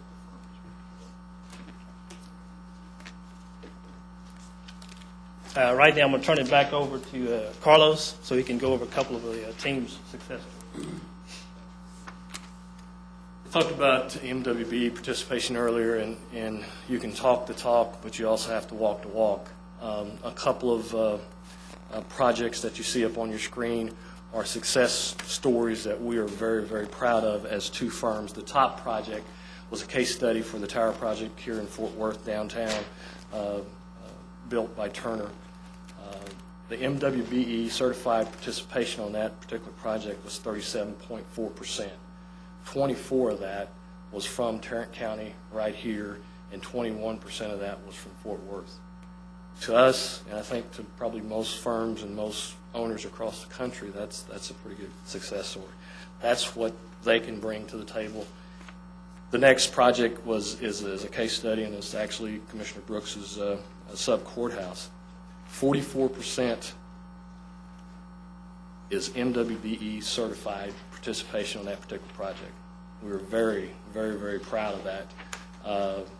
It's something that we strive throughout all of our process, and again, we're very proud of that. 41% of that, again, was Tarrant County based, and 35% was Fort Worth firms. Again, very proud of two firms that not only talk the talk, but walk the walk, and it is a success story when you're able to bring in that type of MWBE participation. That pretty much wraps up what we want to do as far as our presentation. We would like to reserve just a few minutes later on to finally wrap it up, but we will turn it over for questions and answers right now. Thank you very much. Questions? You mentioned the project, the tower. I'm sorry, but I'm not familiar with that by that name. Tell me what that is. That's the redo of Bank One when it was hit by the Okay. tornado and Okay. sat down there for a long time. We were involved and managed that project. And weren't you involved? Tax abatement to that. Well, I didn't recognize the name. I'm Yeah. sorry. The Plank Bank is what I remembered it by. That's also another way to put it. Yeah. And you had the Main Street Health Clinic in Arlington, didn't you? Yes. And that was a real controversial issue with some of the folks around there. They love it now, and they're so pleased with the way that project ended up. They had no idea that it would look so good. So, They also built the women's clinic out on Ephraim Avenue in Precinct 4. oh, okay. Other questions? Any other questions at this time? Feel free to wrap it up. All right. Thank you. I think it's pretty clear that we believe you should choose us as your team from our viewpoint, but that's biased naturally. But I think we wanted to sort of drill back down to the major points. First of all, as a service provider to you in the past, we looked at this project and said, how do we make a good project even better? So we went and got, we considered the best in the business to support us in the project. Second of all, together we're very much committed to the local strength, and we have the resources, returners, availability, a deep bench as far as you would say in sports. You need resources, different people to be involved, they're there. Third of all, we've been there all the time from customer satisfaction, and we strive on repeat business, so wanted to make sure we want to hit another point. The point is that Reggie Miller is currently servicing on the project right now, wrapping up a new JPS patient tower, which is on the same campus area in which, if you look at the medical examiner's facility where it's going to go, he literally almost has to walk across the street after that project is over with to get involved with this project. Next fall, the current JPS tower, we renovated every floor of that tower while it was in operations. So we've been with JPS doing renovation work, new construction work, clinic work, pretty much in everybody's district right now. And we feel pretty good. I think Commissioner Johnson, we just received a Design Build Award for your clinic, National Association of Design Builders. So we're very proud to have that clinic as one of the ones in our portfolio. I think we're here to be part and continue to service of Tarrant County. But it's not just good enough for us to take on the fruits. One of the things that we hear every day, how do we empower other firms? And I think we demonstrate that every day by saying we not only empower ourselves, we help ourselves to help others. So I think with the combination of this team, we provide that. But here's a few testimonies. One testimony is from Dave Cicero, CEO of JPS. And we underline this part, in his 30 years of medical industry, about 4, this is the best ambulatory medical facility he's ever seen. So we take those kinds of commitments to heart. So I like Glenn to come up and show that same kind of testimony he did in another pool project. We're also really proud of Project the Tower, or the Plank Bank, as you might call it. And I think the thing that both of our firms really strive for, and that we work hard to get to, is to have an owner say what we've underlined there, which was our approach was to act as if we were the owner and not just a general contractor. Because at the end of the day, we build buildings, yes, but in reality, we build relationships, and out of that and the teamwork that's created come the best buildings. That's what happens when we all work together to do that. So we're proud of that. We're real proud to be here with the Conrail and Gerald's team. Just want to say thank you very much. Just a note to that project, we're currently doing the Vault restaurant that's in that same tower. We were chosen to come back and renovate and put a new restaurant. What kind of food is it called? Let's just leave it at that. Alternative to tower, we're doing a specialty restaurant that should open in a matter of weeks that we say is good to keep coming back and participating on projects independently and jointly together. So I just want to throw that note again. Again, thank you for your time. One question. Yes, sir. Did I understand you to say that Turner is the largest builder of medical examiners facilities in the nation? That is correct. Yes. And I say that, I do have to make you aware of how we say that statement. Many of the medical examiner facilities that we get involved with for public agencies are done as part of large hospital expansions. And as the largest healthcare builder, those projects are very, very often wrapped into what we're doing on that public campus. So that's the basis on which we said that. Any other questions? Thank you all very much. All right. Thank you. Thank you. Appreciate your waiting.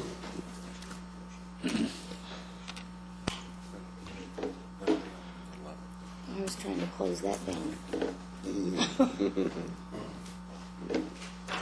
Oh, I forgot those were behind. Your Honor, before we adjourn, just like to recap, if you will complete your paperwork. Also, what we intend to do is to come back to the court on Tuesday, the 11th, with a recommendation and also a request to begin negotiations on a contract as it relates to both aspects of what we looked at today. I will not be in court on Tuesday, the 11th. You guys better be here. Okay, now, okay. Okay. With that, Your Honor, that's all we have today. There's no other business, then we are adjourned. How about saving this till the following week? Would that do you any violence? That's fine with us. Yeah, that's fine.